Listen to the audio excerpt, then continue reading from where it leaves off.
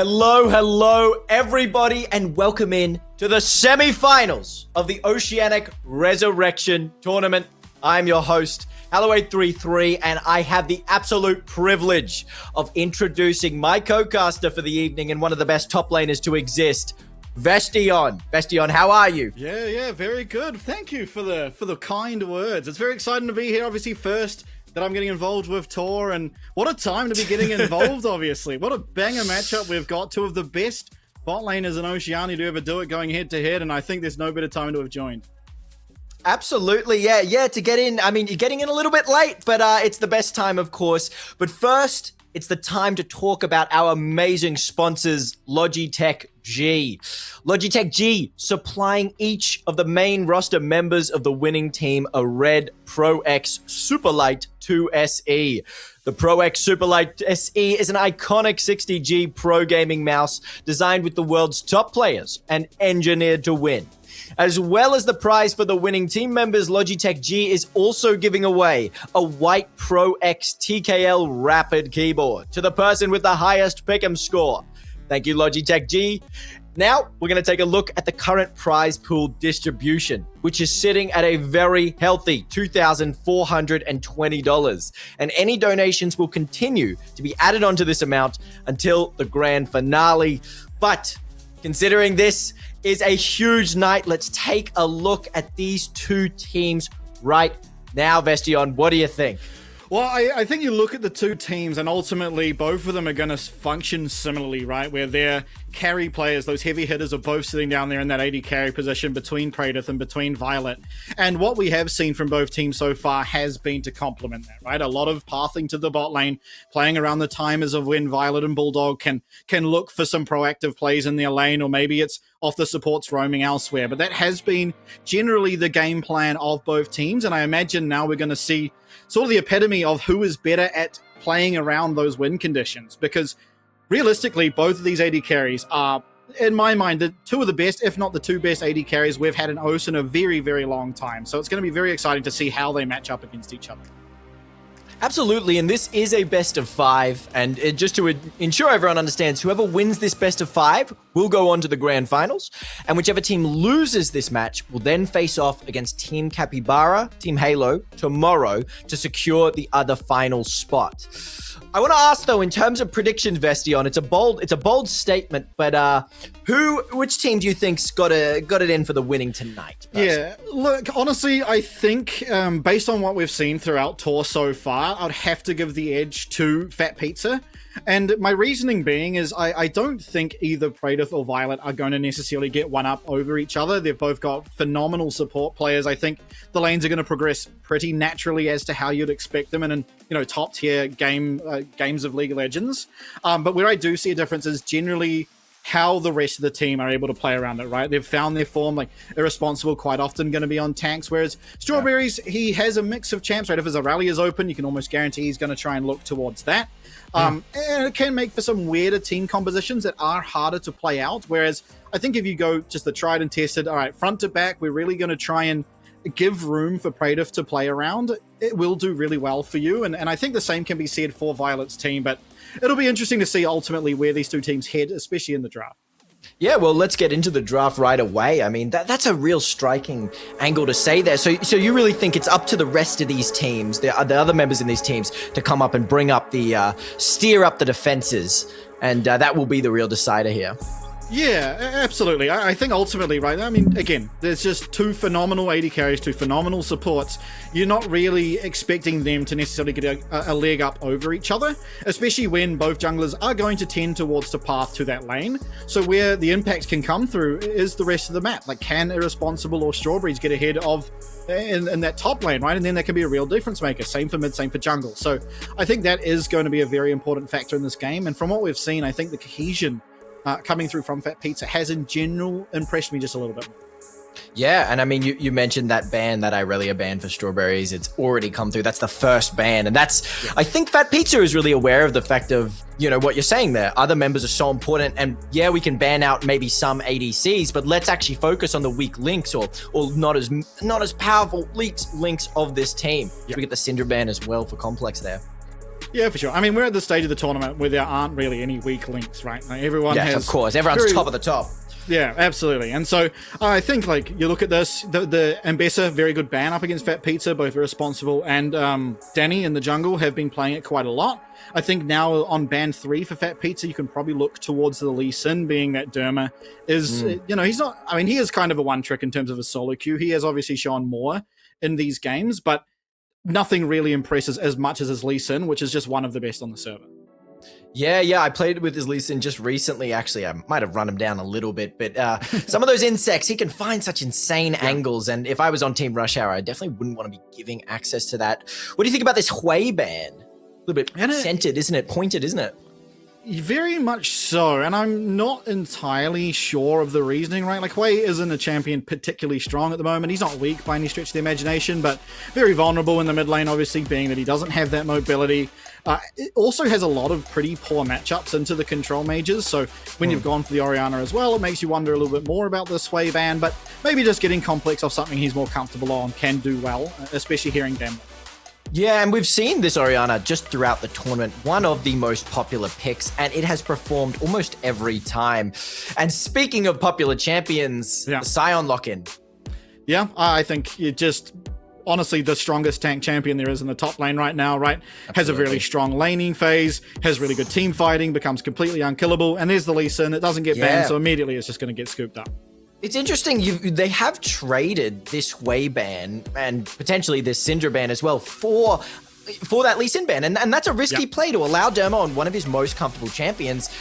it's going to be interesting to see if that was thought through of fatpizza. If they thought, okay, maybe it's almost a bait pick. Let's get him on that Lee Sin to maybe risk around and just change things up. Yeah, I mean, the one way to look at it as well is that, okay, Lee Sin's not necessarily the strongest champion in the game right now, right? Like, he is strong. He's not anything like Xin Zhao, like Pantheon, these champions. Yeah. So you give it over to him in game one, you lose game one. I mean, even if you do lose game one, he's then gone for the rest of the best of 5. So you've freed up a ban for the entirety of the rest of the series. You've dropped one game, but it's still 1 out of 3 that they need to win, right? So it's not like you've lost the series on that pick alone. So it is fine to do, but going down one game is always a scary prospect. Yeah, absolutely. And in terms of that fearless sort of matchups, which team do you think is better suited for wider champ pools? Because that's what Fearless is all about. You need to be able to have multiple picks to bring out. You can't just play the same pick. What team do you think is better suited, or more importantly, what ADC as well? That's the big question here, is better suited to play multiple things. I mean, in terms of ADCs, I think both are just pretty happy to pick any AD carry that exists in the game. So, like, you get to game 5, there's still going to be some AD carry open that they're pretty proficient on, right? They've played AD carry for many, many years. Every AD carry's been meta at some point during that time, except maybe, like, Nyla and Samira. But, like, you know, excluding that, they're going to have champions they're comfortable on. I think where you look towards, though, is, I mean, you've got a responsible on one side of the top lane, right? He hasn't shown a lot in this tournament, but I know from experience that he does play a lot of different champions. Strawberry's, on the other hand, right, he's typically a Briar jungler. That is his most comfortable pick, is Briar in the jungle. He's obviously playing top here, so I think he will struggle in this Fearless draft a lot. I mean, you know, he's going towards the tanks for now, but how long can he get away with that? And Derma as well, as we touched on. So I think it does favor fatpizza, and that is also another reason why I favored them at the top. Yeah, certainly. I don't want to miss out here on a little bit of glazing. Sai Lofu has been the secret backbone of fatpizza for a majority of these games, putting in such good performances, always keeping CS up, always keeping pressure up on their enemy laner, and that's really just allowed Prey to shine. There's not many, he's not allowing for any roams bot lane, he's never allowing a moment to breathe, and I think we'll definitely keep seeing that in this coming game. For sure. Interesting draft we have here, by the way, where Praedyth has gone on something that is less carry orientated in the Ashe, right? It has a lot of its power in the utility it provides rather than the damage it outputs.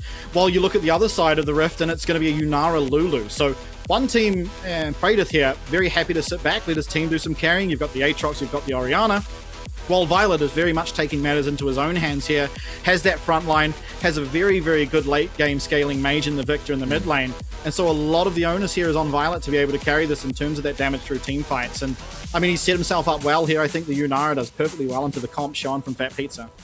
Absolutely. I think in terms of summoners, if we just take a quick look, I love the Ghost Flash from Praedyth there.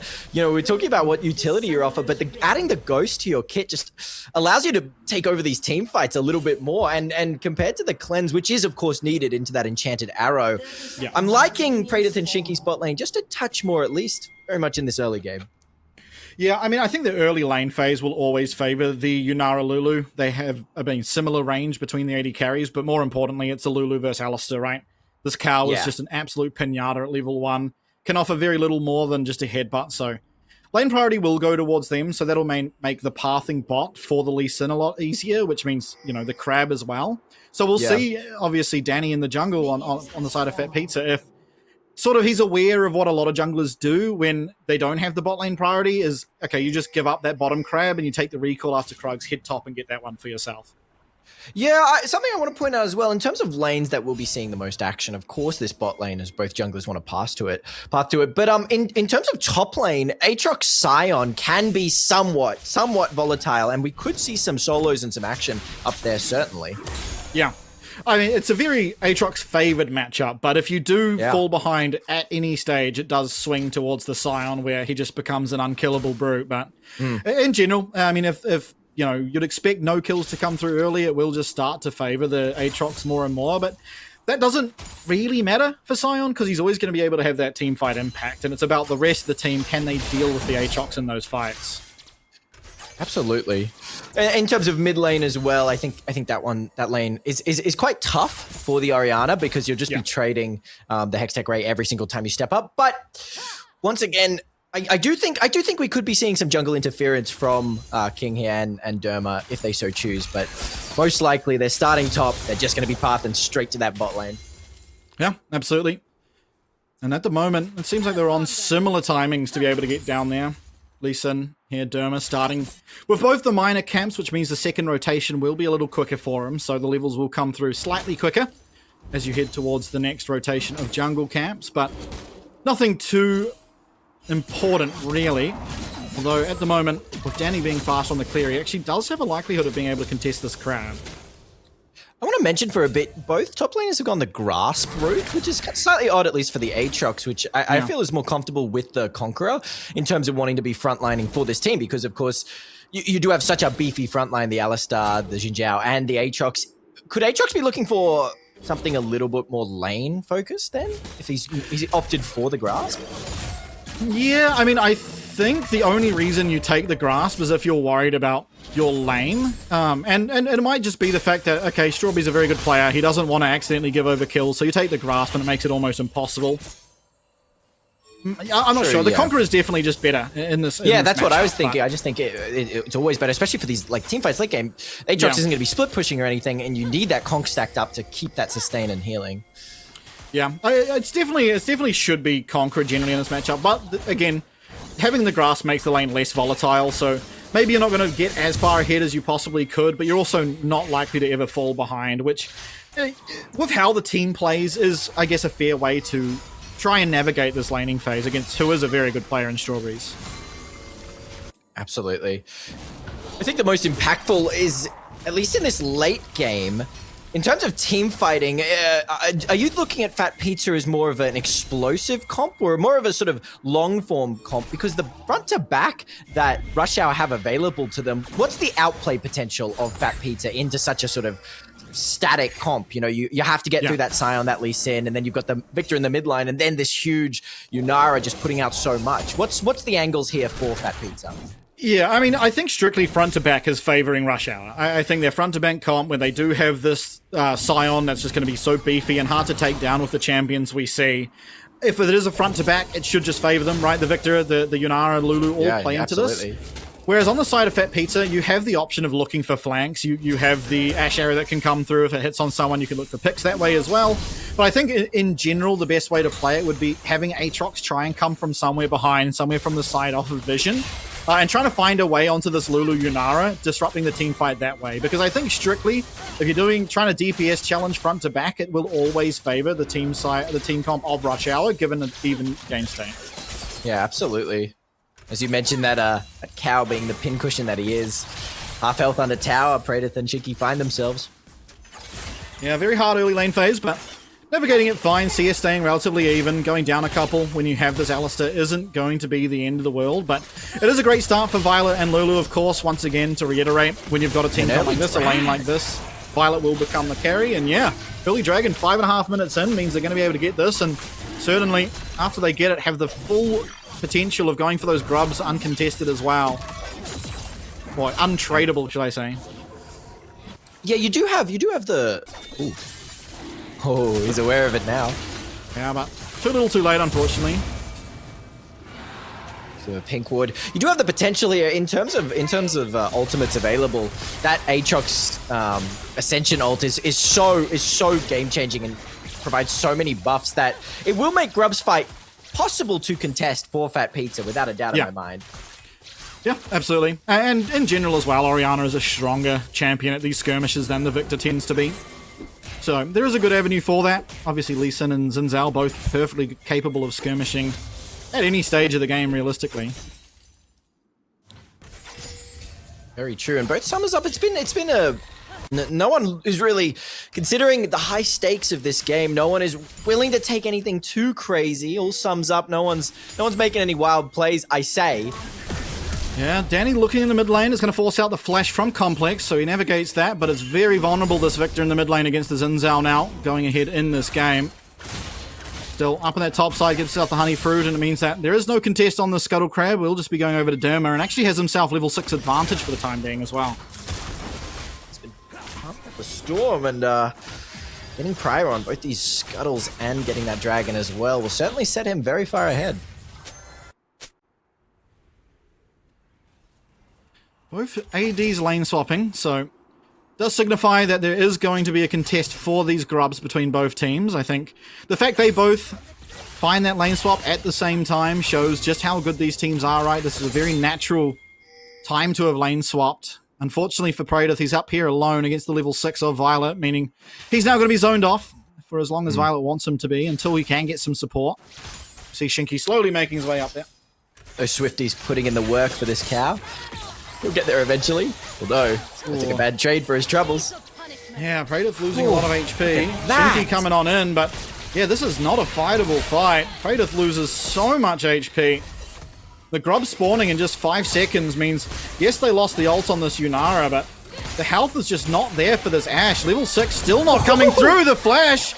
Headbutt's going to get Violet out of there, and Praedyth so low, is only really able to offer those volleys, maybe able to get level 6. Violet getting so low. Nice ultimate from the Zinzao, but can they take that kill onto the Yunara? He's looking for it onto the tower with the flash, and Shinky gets it. Headbutt's there too. Praedyth now level 6, but he's not going to be able to find the kill as Bulldog gets on out of there, gets the wild growth level up as well, and it's going to be an absolute wipe for Rush Hour as Strawberries comes in here just for good measure.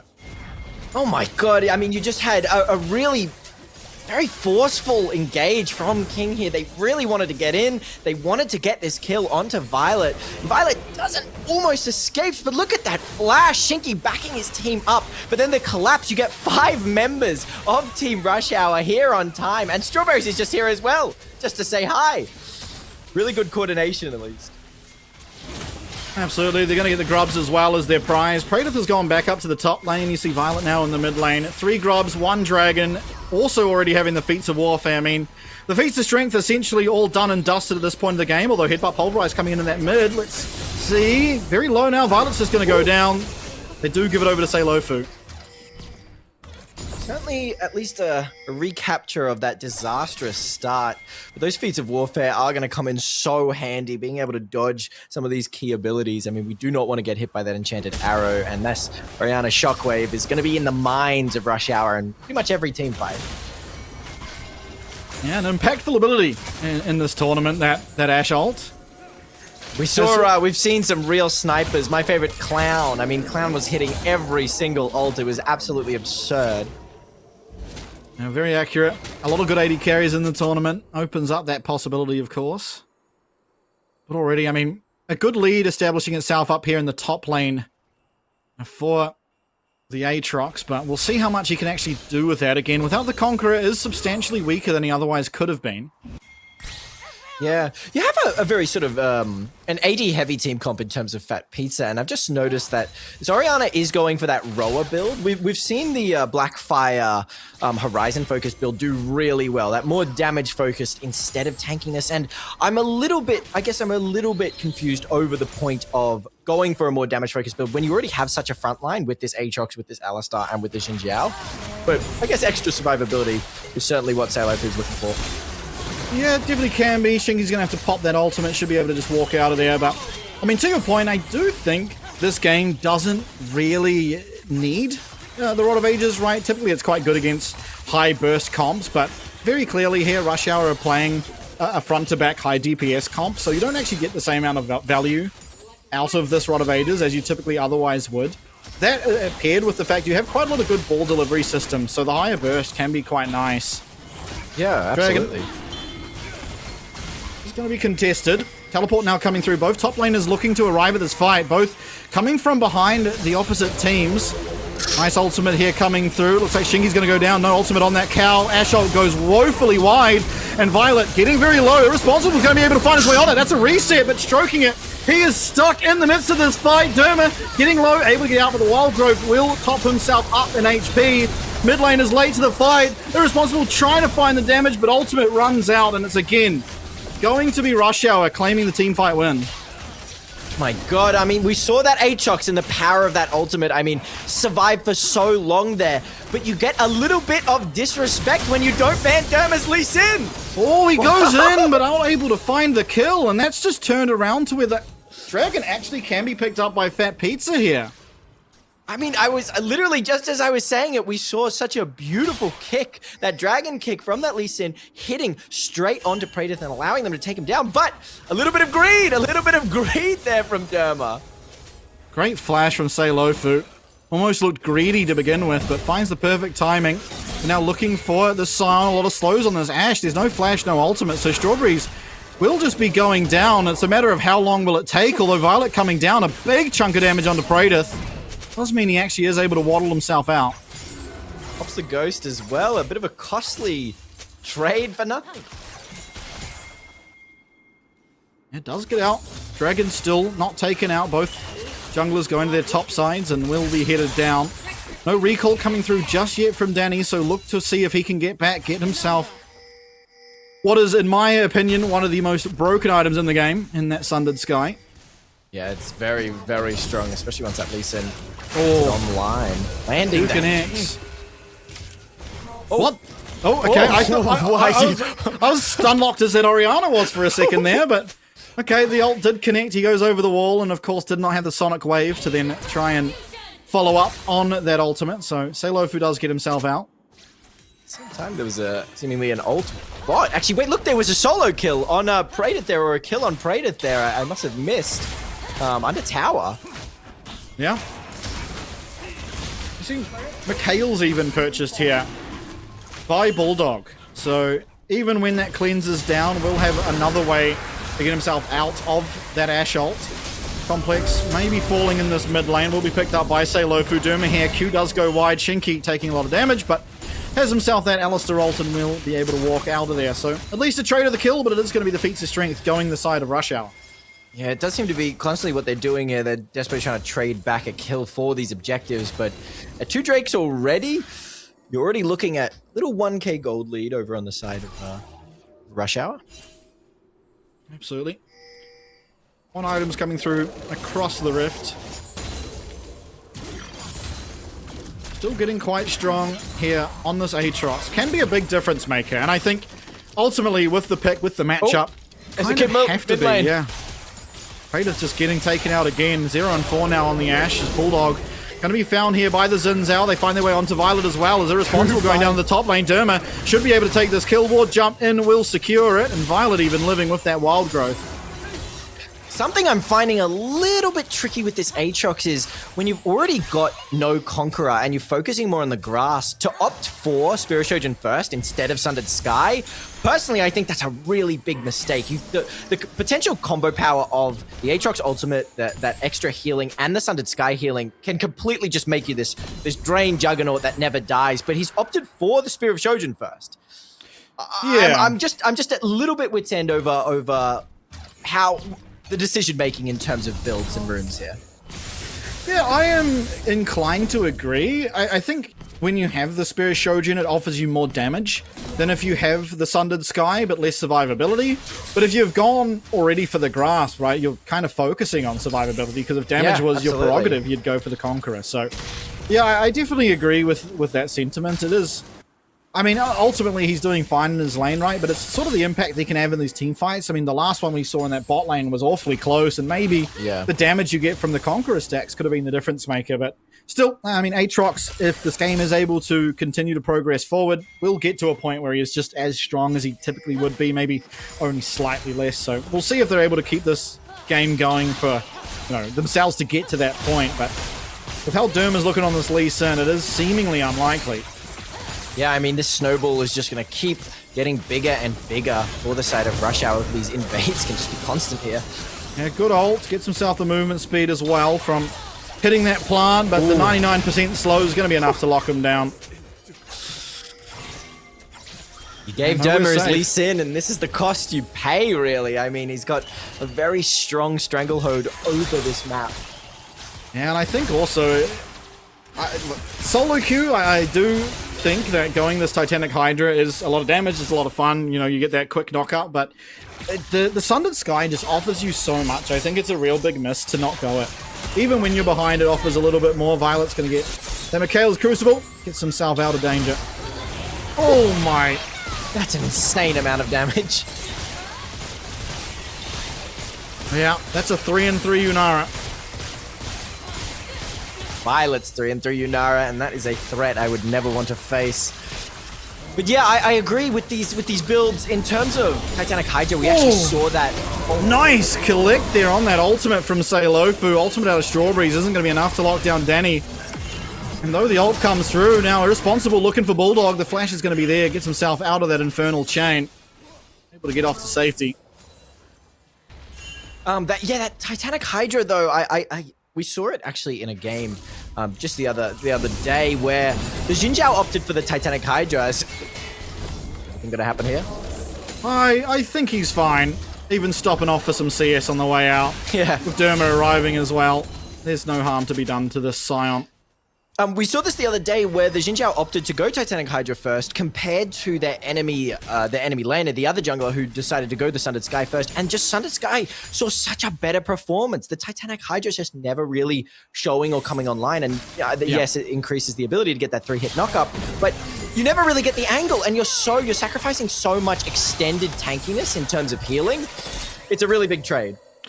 Yeah, it is, and you don't really have any support for it this game, right? Like, you have... I mean, an Alistair heal at best off a reset, and it's not really going to be enough to actually keep Xin Zhao alive. Oh my god. Panicking a little bit, throws that bird backwards. But yeah, the sticking power of Sundered Sky is just too immense, and he is going to go at second here. He's got the components for it, but the game already feeling very, very hard to play at this point. Still, I mean, with only a 2k gold advantage, it's not over by any stretch of the imaginations, but it's mainly... the objectives you're looking at is what is problematic on this map. Is a third dragon going to be claimed here completely uncontested? Yeah, and this is certainly a bit of a free ride for Derma, who just had so much fire in both of these lanes. Every single dragon is just able to be freely taken, even after that tiny little overstay. Still hasn't had a chance for the Xin Zhao as, holy, the train. Yeah. Hit straight into that tower ultimate now coming out of Violet. Great hit back there from that Xin Zhao ultimate. But look at how hard to take out this Scion is, as Violet will claim the first kill. Derma looking for more! They do this on the skill shots though, and Praedyth limping away from this fight. Aatrox nowhere to be seen, as is that mid lane inner, although Command Shockwave trying to find that kill on the Scion, just not the damage there, and Violet continuing on forward with Lulu in the pocket is going to be able to take him out. Derma, another Q. Wow, and that teamfight looked so extensive in how deep they trusted this Scion ult to just come in, take out this teamfight, and they wanted to keep fighting, but you can look at the damage. Look at how much damage Violet is putting out here. Can stand right next to this Xin Zhao, and he's rinsing straight through him. They take this tier 2 like it was nothing. And that little beautiful kick onto Praedyth, straight onto him. He gets out with on a sliver of health. Violet just missing the... Look at that shield. That's actually absurd. Oh dear. Say Lofu. Derma here with a nice Q. Is able to find that Orianna as well. Takes out the 2 mid lane towers. Completely opens up this map, but still, I mean, gold lead extends by 2k more. Arakan now on the map, and if there's a way back into the game, it might be that Irresponsible walking up, Derma behind him. Flank from Derma. Doesn't have ward jump, importantly. Has currently got that Rift Herald in the pocket, so can't use the ward to jump. Finds his way in the back line. Does manage to miss out on that strike. Shinky might just go down. No. Able to live only just as down will go Complex. Finally, that Alistair's taken out. Danny trying to make room in the midst of this fight, but not going to be able to do so, as another one falls and the final domino topples over. It's going to be a completely free Atakan. Violet's damage. The moment that you get Violet in one of these fights, it is just so doomed. Derma here, he does miss. He does miss his little Sonic Wave, but it just doesn't matter because it buys so much time. And look at that. Violet's here now, and it's just a complete takeover. It really is. Irresponsible. He's not even surviving very well against this Scion. No damage is coming out, even with this this Black Cleaver that he's chosen to go for. Yeah, Praedyth accidentally picking up tower aggro after Alistair had already tanked like 4 hits, just gets ulted and one-tapped by the tower. Yeah.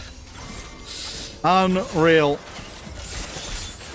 Yeah, I mean, grim is game 1 looking here, but as said before, I mean, looking forward in the series, right? You can drop the game 1, you no longer have to deal with Lee Sin ever again in this best of 5. Maybe that was the plan. Maybe that was the plan from fatpizza here. We can give him Lee Sin 1, get him confident, but take that away, and then he's not going to have his most comfortable pick. It certainly could be a crazy play, but one that could work out for old fatpizza here. Absolutely. 3-item Yunara to 1 and some change, rather, for Praedyth.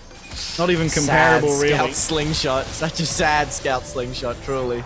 Oh, it's the worst item to build as an AD It's carry. such a It feels such a so bum miserable. item. Like, oh, I have 700 gold. Okay.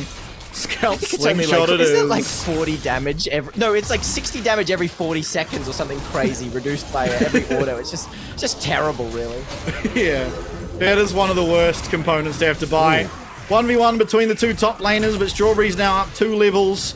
Is going to feel reasonably okay in this one. That shield not going to be awfully penetratable as the ultimate now runs out. That ender is gone, and Strawberry's is slowly walking his way out, but will be eventually found shut down over the Orianna. It does take a long time to kill him, though, and that is with a sort of damage-focused build from this Aatrox going that Spirit Shojin, and seemingly quite activated, going also for the Black Cleaver to shred that armor. But it takes so long, and I mean, they could just trade this top tier 2, and that's so much more gold for them. And the thing is, because of that Scion passive, he still has that level lead over Big Brain here. Certainly being the menace that Scion is known for. Yeah, he's awfully unkillable, unfortunately, here for the side of fatpizza, and they don't really have the champs that kill it either. You know, between the Ashe, who, yeah, she auto-attacks really fast, and it looks like she'll be doing damage, doesn't actually offer a whole lot against the tanks. Not when compared to the likes of a Yunara, especially. Yunara picking up that IE now. I mean, any fight that they find themselves with Violet in, it is gonna go in the way of Rush Hour, without a doubt in my mind. Because who can you actually, effectively, how do you stop this Yunara? You've got a Cleanse, you've got a Mikhail's. That Azure is effectively useless, so you're just gonna have to get a really good engage from the Xin Zhao, combined with a lucky Orianna Shockwave.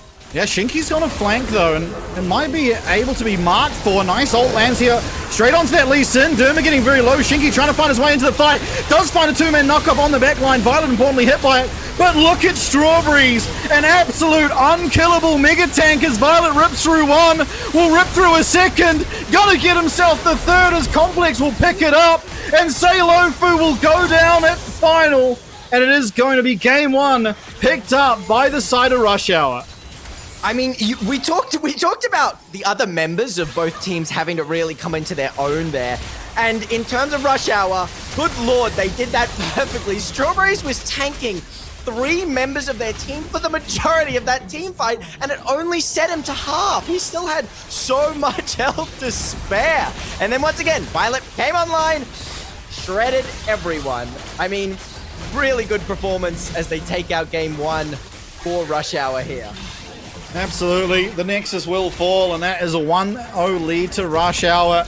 What a performance from the squad, realistically. I mean, that game started with neither AD carry performing particularly greatly. I mean, there was a stage there where I believe Violet was something like 1-2 or 1-3, and then got himself a bunch of kills solo, admittedly. But it really was the rest of the map, and Derma on that Lee Sin in particular was just phenomenal. He was a menace, solidly just collecting every single objective, performing great in these team fights, landing every Sonic Wave, getting some good kicks. And I mean, their whole team, it was the effectiveness of a steamroller. They just started that snowball. I mean, we mentioned that snowball that they got while they were under those tier 1s mid lane, and it just kept rolling. It rolled, and they just steamrolled. And I've got to say, of course, big thanks to Riot for giving out some codes.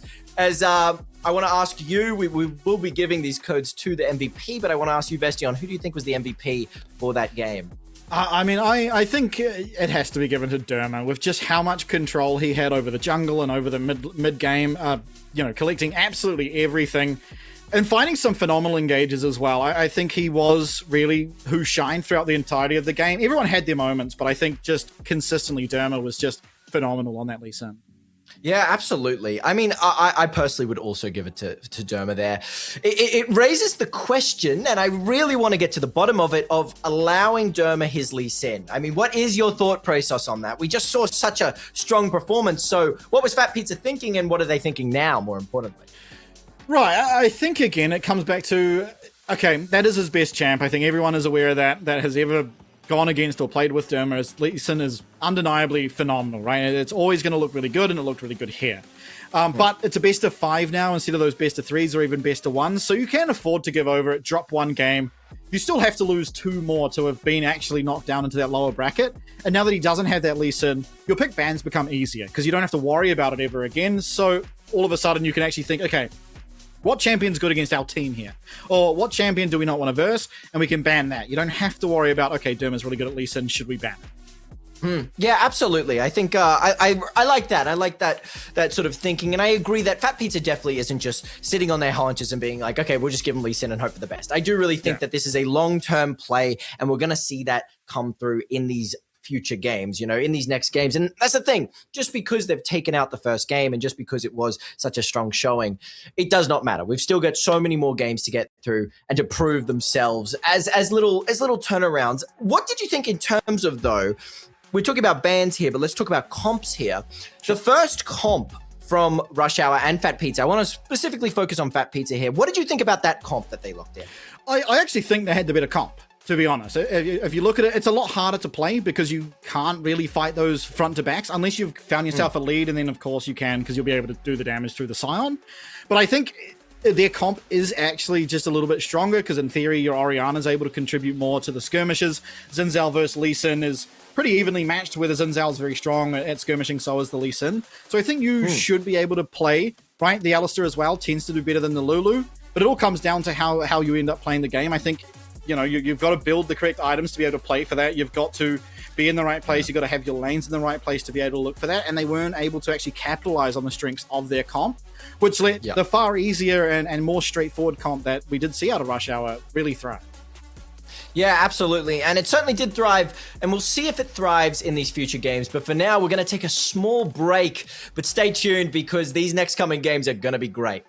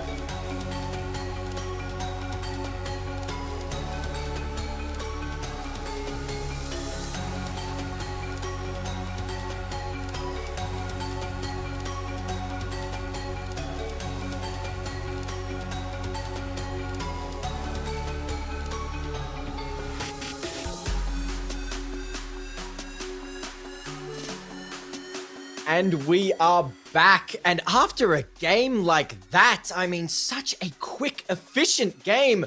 Bestion, how are you thinking for the second one? Yeah, look, I mean, I'm excited. A lot of champs removed that are really important, right? I think like things like the Yunara, the Sion, the Lee Sin, obviously in this case, there's Orianna is gone, Xin Zhao's gone. There's a lot of heavy hitting champions removed, which that is the best part about Fearless, right? As things start to get a lot more scrappy as the games go on. AD carries, I'm not too worried about. Again, they're going to have champions, but you start to look at the junglers who, I mean, Danny, for example, he's new to playing the jungle role. Derma's kind of just returning to playing.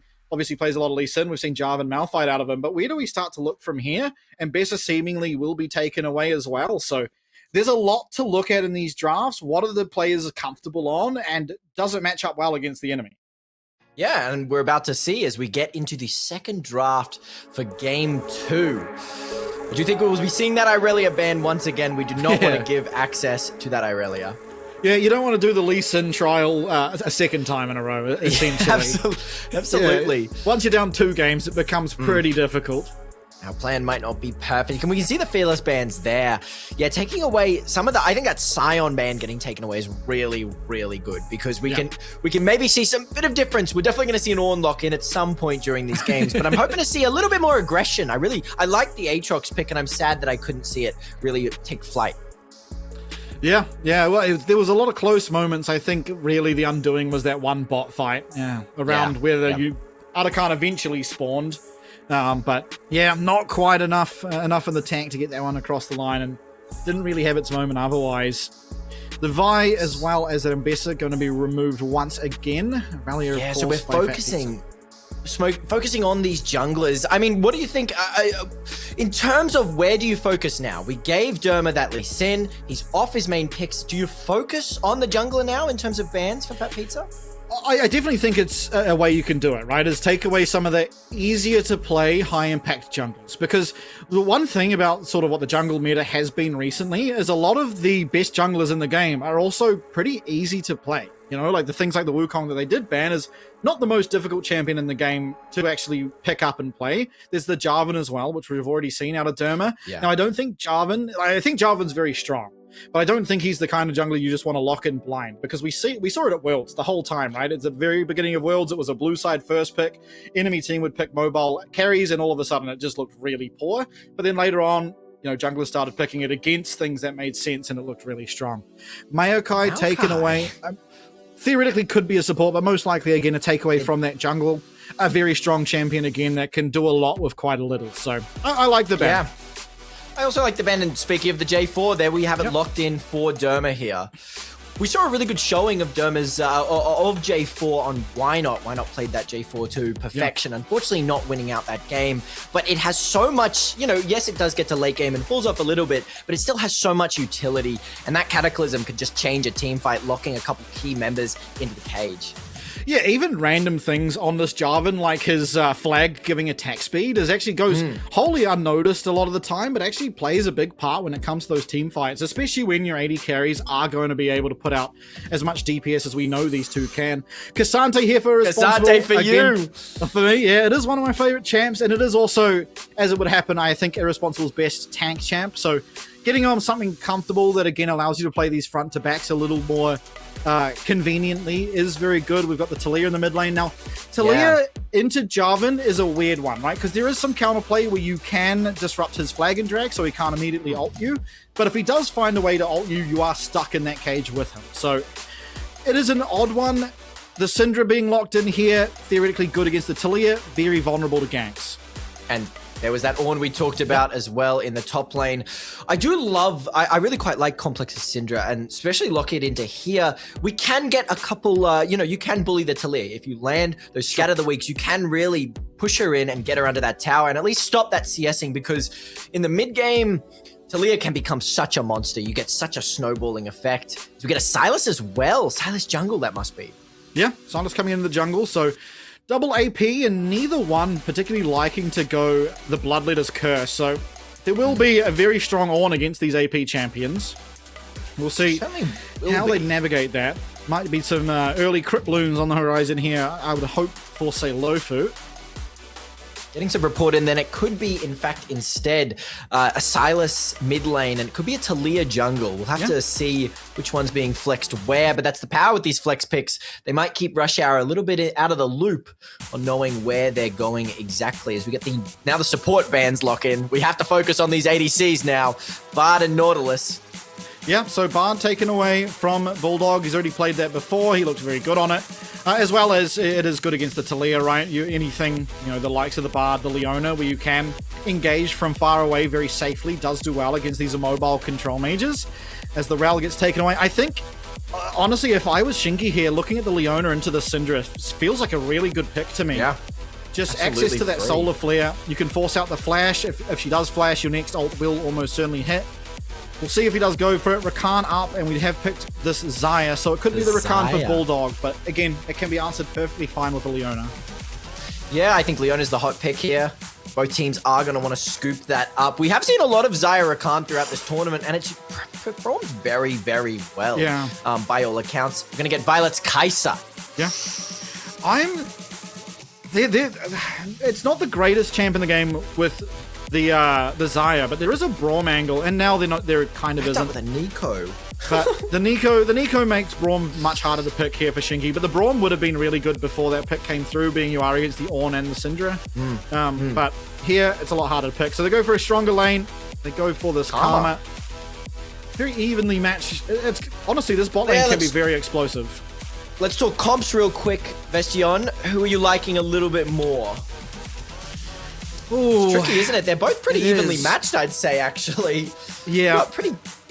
There's a lot of pressure on Praedyth to be able to position well and use his ult at the correct time, because, again, one thing that Xayah is really bad against is ranged champions in general, but like things that outrange her, right? So you've got the Syndra, which can outrange you through the Scatter of the Weak. If you get hit by that, you can just find yourself getting taken out without even having the option to use your Feather Storm. You also have the Ornn that can engage from well without outside of your range. So it is scary for Praedyth to play this one out as the game goes further on. Has a fine lane for himself, the Kai'Sa Xayah, an absolute timeless classic in the bot lane, with some higher pressure supports coming through here with that Karma, as well as the Nico. Now, not typical for you to see Xayah with the range subs, because these CC champions do set up for a Feathers better, but I'm sure that these two will be able to pilot or pivot around that as best they can.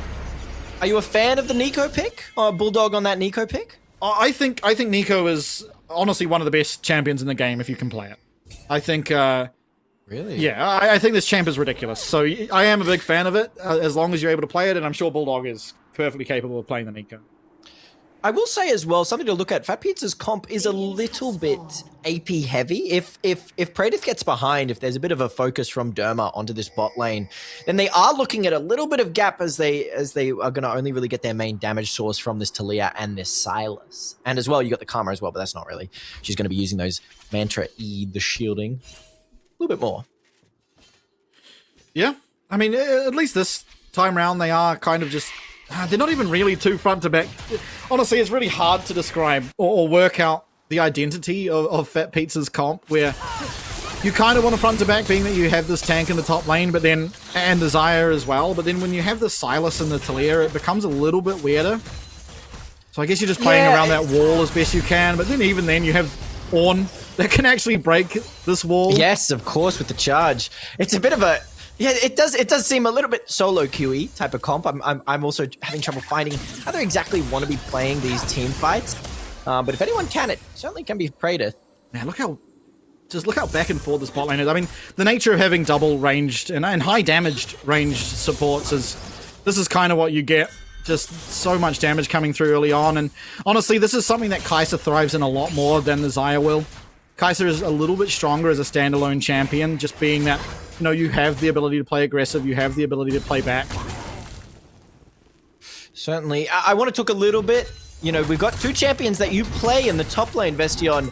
Will we be seeing are there any power spikes, any points where we will actually get maybe a solo or anything? What are you expecting? I mean, neither one should be getting solo killed, but this is K'Sante favored. And also, I mean, we don't get to see runes here, but it's really important that the Ornn has taken unflinching. If he hasn't taken unflinching, then K'Sante actually just kind of dog walks this matchup. Just being the amount of damage it will reduce, but it is K'Sante favored. K'Sante does just do more damage. He can also block all the damage that comes out of this W. As first blood coming through immediately. Nice little knock up there landing onto this Talia. A lot of damage coming back from that Mantra Q, but it's not going to be able to find much in return.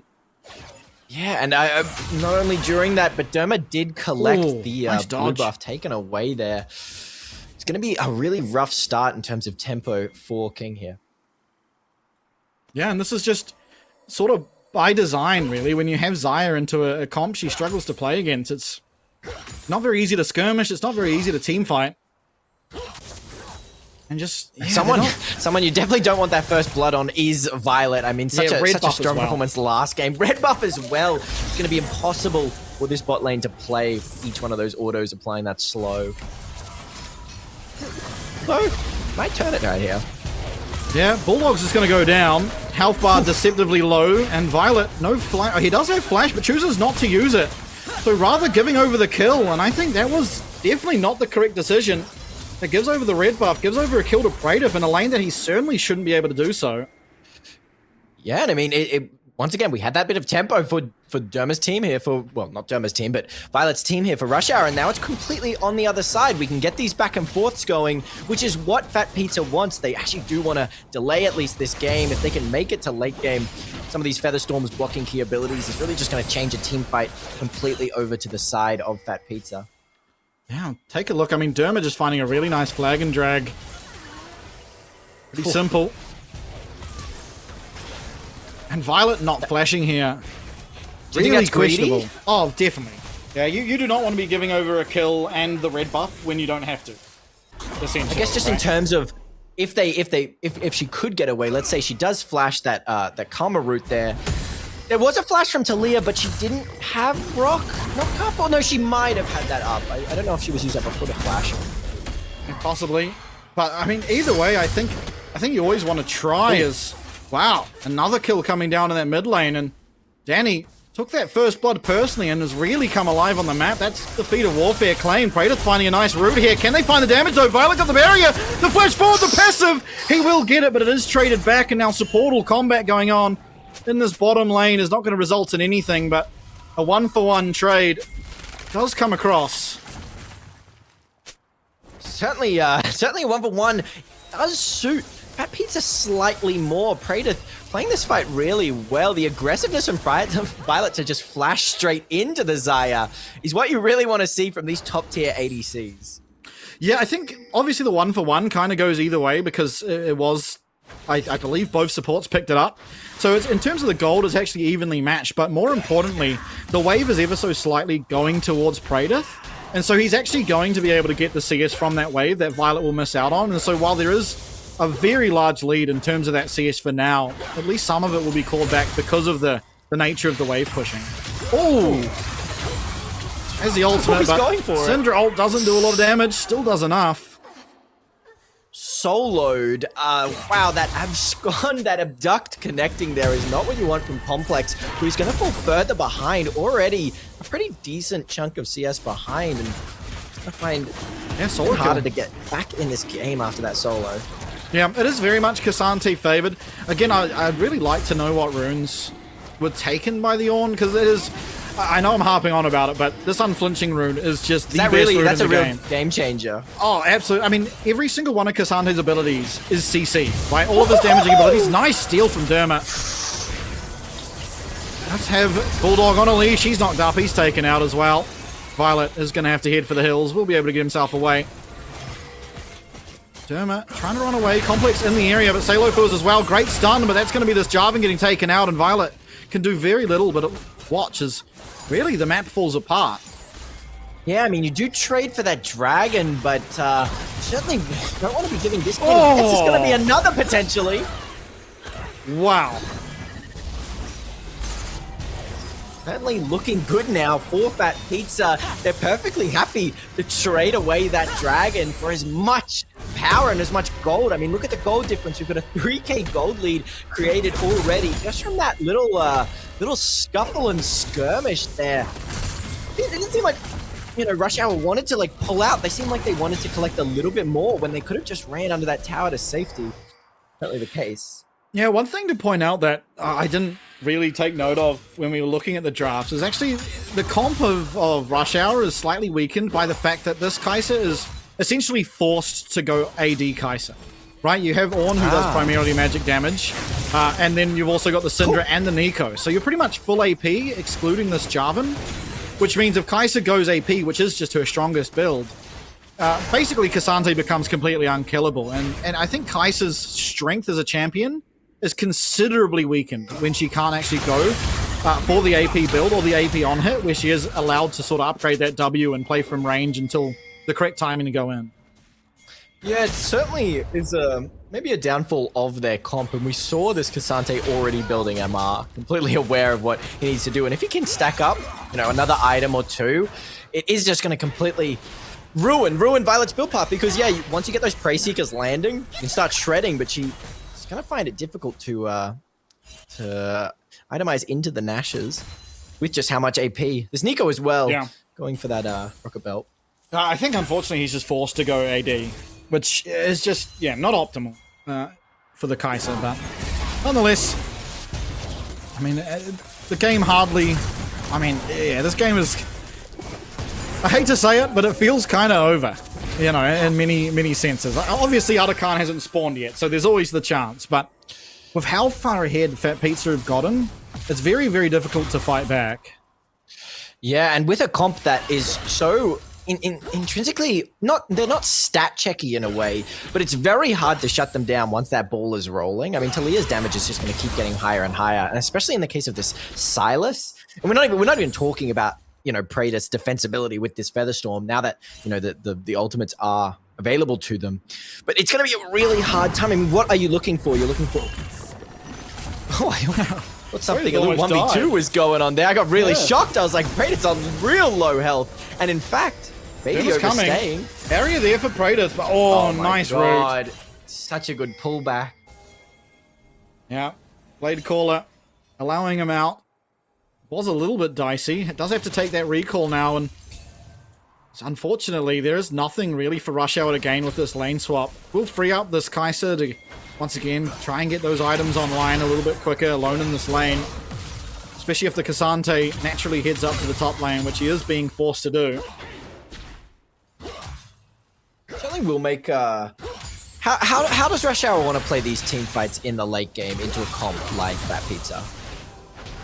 I mean, it all has a stem of either Nico or Ornn finding an engage, right? If you can find a really nice Ornn angle with that Ornn horn, then you can look for a successful team fight. There's a lot of AoE follow-up between that Cataclysm, the Scatter the Weak, and you need to find the Violet damage on top of it. But I think more realistically, it's going to come from some, you know, Nico shenanigans as Faedith just dropping the ult there to send a message more than anything.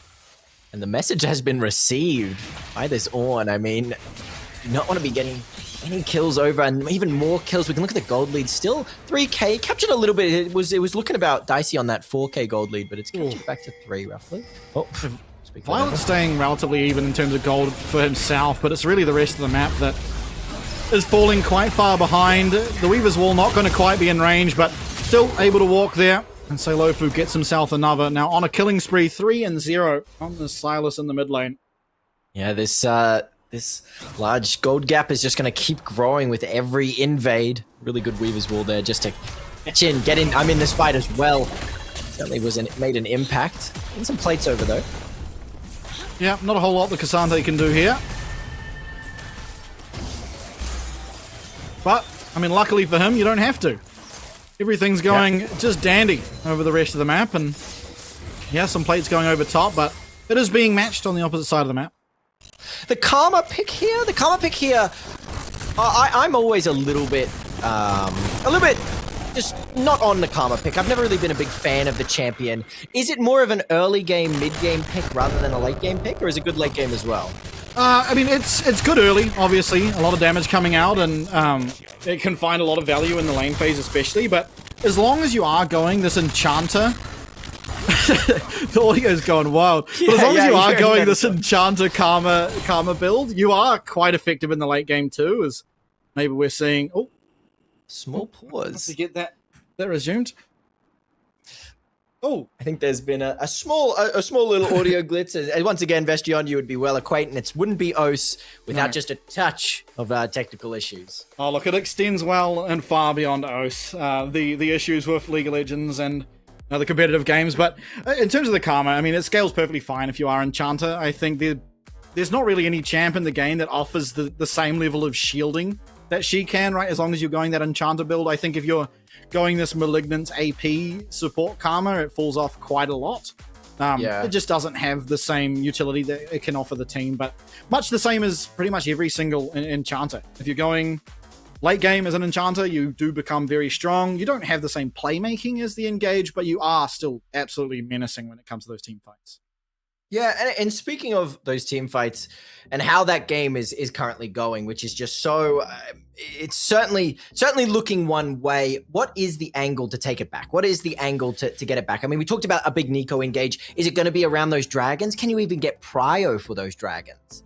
Yeah, I mean, it's hard because you're kind of going for a team fighting comp, right? And I think there are tools on the other side of the map to deal with that, right? If you're in a suboptimal position and Rush Hour look for a team fight, you do have the mantra E to get your entire team out to safety. Obviously, Sylas is very capable of getting himself out.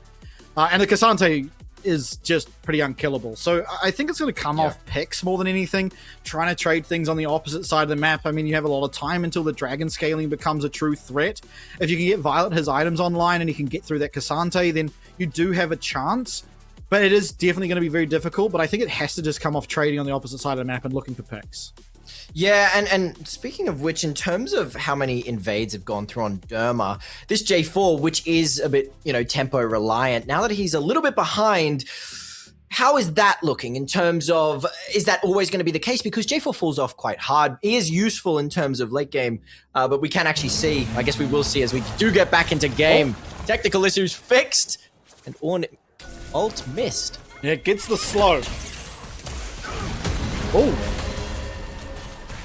There we are. This is Cassandre's colourful glory.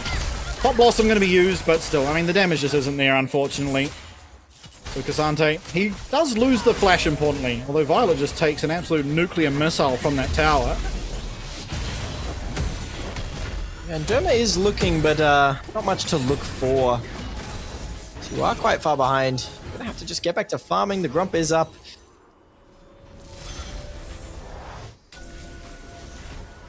Yeah, not a lot to do on the map. I mean, maybe you can look for some plates here as at Cassante, but a very, very slow tower taker when you do not have Sheen. And of course, there's no reason to build Sheen this game for him, so... And you're just completely fine playing like this, at least in terms of Fat Pizza's comp. With how it works, you're completely fine with this slow this slow choke, really. I mean, you're getting so much, you're still getting so much, you have such a heavy gold lead, and you're completely fine keeping it that way, and nothing's going to turn it if you don't, greed or make any crazy plays. Yeah, another nice shot landing. Bulldog getting very, very low. Is able to go invisible and get himself away, but that is still a Nico now that is essentially out of commission. Even the smite coming through. Even Raptors double shove, but the stun from Complex does stop the forward momentum until the flash comes through, and Praetor able to help his team get another one. And it's once again Danny on the Talia. 4-1 and 4. I mean, just an absolute trouncing across the rift. Yeah, I mean, Derma cannot find a moment of peace, really. We've had invade after invade, and he's finding himself falling in every single one of these invades. It's not what you want. It really isn't what you want for such a tempo-reliant jungler. You're keeping up on CS a little bit, but there's so much pressure on the map for Fat Pizza. Absolutely. Yeah, a lot of tempo. Pretty much have the ability to do whatever they want at this point, and I mean, with that can come mistakes, right? You go out of position once, there's some big shutdowns to be claimed here, and if they go on the right member, absolutely is a way to come back. I mean, Syndra getting those splinters online, getting to that late game, can start to do some significant damage to this Cassante. And Praetor is always going to have to be somewhat careful as he loses half his HP. Then he comes in, not quite able to connect on that shove. I feel like Derma is always looking for something, but you just don't have any other follow-up from your team. I mean, Violet does have his item online, but he's still so far behind compared to the rest of them. You can't really follow up such a heavy, committed engage with this J4 Cataclysm. And you don't want to... The J4 isn't really looking to lock anyone down, because then you're stuck with these fed members of Team Fat Pizza. Yeah, mid lane tower taking an absolute hunk of damage. They might be able to find the kill. Seilufu flashes away. In will go the Cassante, though. Finds himself one. Praetor gets himself another. It's a good knock-up from the Zorn, but it's not good enough. As down will go Derma. Scatter the Wink will just delay the inevitable. As down will go the Ornn, and it's only Complex and Syndra left up against 5 strong and a Rift Herald as well. All side of Fat Pizza. You're going to lose a lot with this Rift Herald. I'm absolutely certain of it. Such a significant team fight for Fat Pizza there, and just so clean. I mean, you traded so well, the abilities used, and even with such a pressing Ornn ult that hit I believe that hit 3 members, you don't catch anything with it. It's still just such a good team fight for you. Yeah, do they have the damage to take this tower? It looks like they will. No, it's lost its resistances. Not quite getting the bot tower, but a valiant effort, absolutely. Emma doesn't want to give up just yet. We'll chase this Silas here, but just don't have any backup. You've got one Sundered Sky and an unfinished jungle item. Certainly not ideal. And it looked like maybe they'd be able to take out Seilufu, but the flash gets himself up and he pulls out a really nice Ornn ult here. Able to collect himself more and more kills as Complex can do very little but just watch. Yeah, and this Cassante is doing exactly what he has to do in these team fights. I mean, he was eating so much damage there, and only with one true item finished, he's about to get such a big power spike once this second item is underway. And if you can't damage him now, well, it's just got way harder. Yeah, absolutely. Yeah, a bit of a mismatch when it comes to those items. The wallet gap will truly show itself. We're 17 minutes in with a 10k gold advantage to Fat Pizza here. In both games now, being exceedingly one-sided. We're still 2.5 minutes from the Abakan spawn, but at the pace this is going, we might not even make it. Yeah, I mean, we haven't had one real, especially in that last game, there hasn't been like one team fight where it was like, okay, it's starting to look good for the other guys. It's just been whoever gets ahead early keeps that lead and just tempos. Very, very much so.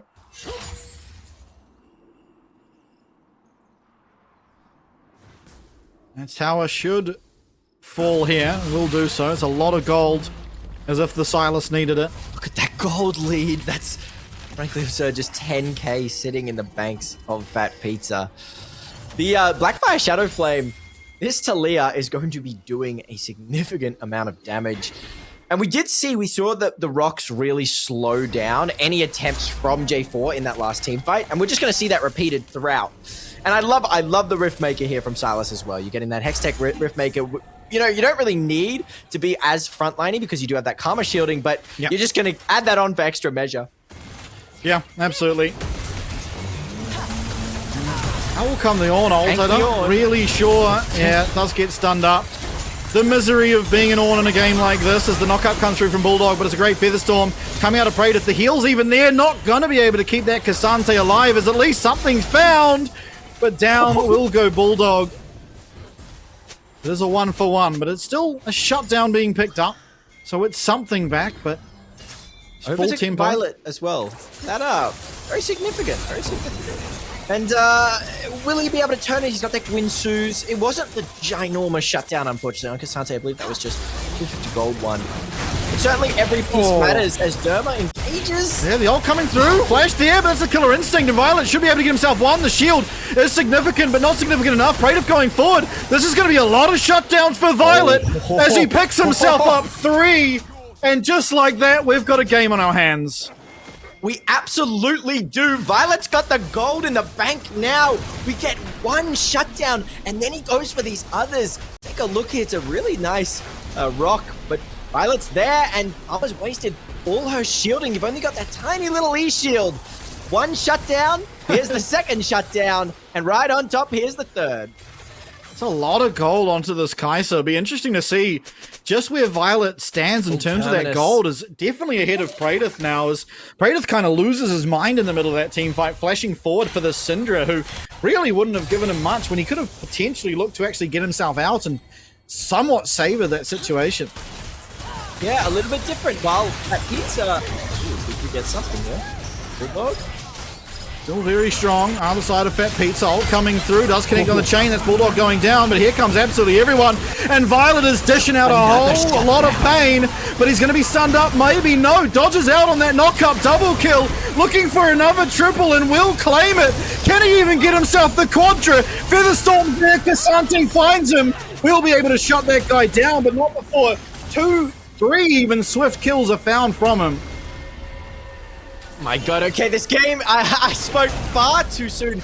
This game is nowhere near over. Violet picks up another shutdown, I believe, one of the last shutdowns. It was. And it starts looking okay, but look how much time Bulldog bought. Look how deep this Silas has to go. And yes, he dodges the scatter the weak. That's a 450 gold shutdown, 860 gold in the bank for Violet. It's just rams coming through left, right, and center.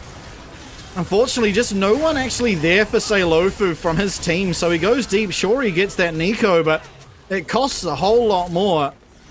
Response will somewhat salvages the situation by picking up that double kill, and it is very tanky on this Cassante, but coming close now to 4 items on this Kai'Sa, no one even near that amount of damage. Yeah, and the thing is, we spoke about this early game, that AP heavy focus for Team fatpizza. The only one on AD that you've got is this this Xayah here. And getting that Maw, if she can get a full Maw, she is going to be absolutely unkillable. And certainly a menace as another solo from that Kai'Sa. Yeah, I don't know how Violet ended up there. Killer instinct and took down Praedyth, but to be honest. Unfortunately, well, yes, taking down the Xayah is really good when your entire team relies on this Kai'Sa now. It's definitely not a worthwhile trade. Seilofu still looking aggressively. Look to use this little advantage they have here. Yeah, all that gold must be on Kai'Sa. You cannot play this game while Violet is dead. You don't even have a second item on Derma yet. This is going to be Dragon number 3 and Soul Point now, collected from fatpizza. So once again establish some sense of control in the game. I mean, yeah, it's the downfall of these teams when they get so far ahead. You said it yourself. There was a chance that they could overstep, they could overstay, and that's exactly what happened. It happened at that bot tier 2, and it just pretty much happened in that jungle to allow Violet to get ahead. And then, of course, Violet greeted a little bit by going under the tower now. to lose that third Drake, but it's still certainly fightable, at least around this Atacon. Yeah, and he has 4 items now. Importantly, that 4th item being a more Malmortar, so a bit more AD damage, of course, but more importantly, that massive magic damage shield. So the chain lands onto him. It's a knockup. That wasn't a Syndra ult, but say Lofu, can he find the kill? Yes, he can. Down will go Violet, and with it, the chances of winning a team fight will fall as well. Say Lofu still maybe looking for more, but instead turning attention towards that Atacon. And Say Lofu salvaging this game, able to find an entirely solo kill onto this mega fed Kai'Sa. That was so deep. That was so deep from the Silas there. And you even had the counter engage from the Nico, but he's just too big and he did so much damage to just burst down Violet. And we can look here, like, his team is following, yes, but he's very far forward. If they had just got him down, but take a look, that huge Nico ult stops so much. The teamfight just goes so well in the favor of fatpizza. Atacon, theirs for the taking. So, I don't know if you know this, by the way, but if you're Silas and you steal Nico, if you Silas ult Nico when she's cloned as someone, it tells you that they have their ult, but it's still actually Nico ult. So right there, it had the graphic that she had Syndra ult, but actually had Nico. Did he know? Ult. Do you think he knew? I'm not sure. I'm not sure. So obviously, when you steal it as Nico, your ult key will show whatever their ult is. So yeah, I'm not sure if it has the graphic. At the moment, though. Yeah, I'm not sure which graphic it displays down there, to be honest. I've never personally had that interaction with me, but I just know of it from seeing it so many times. Certainly, well, either way, Sailofu just playing so on form, forming in the aspect that he needs to do. I mean, just with that rocket belt, getting right onto the ADC there is such a big play for their team, and this Baron is certainly going to be looked at now. The Atacon advantage, and we have Zhonya's on Sailofu as well, so he can afford to make these plays now and allow for this team backup to come just in time.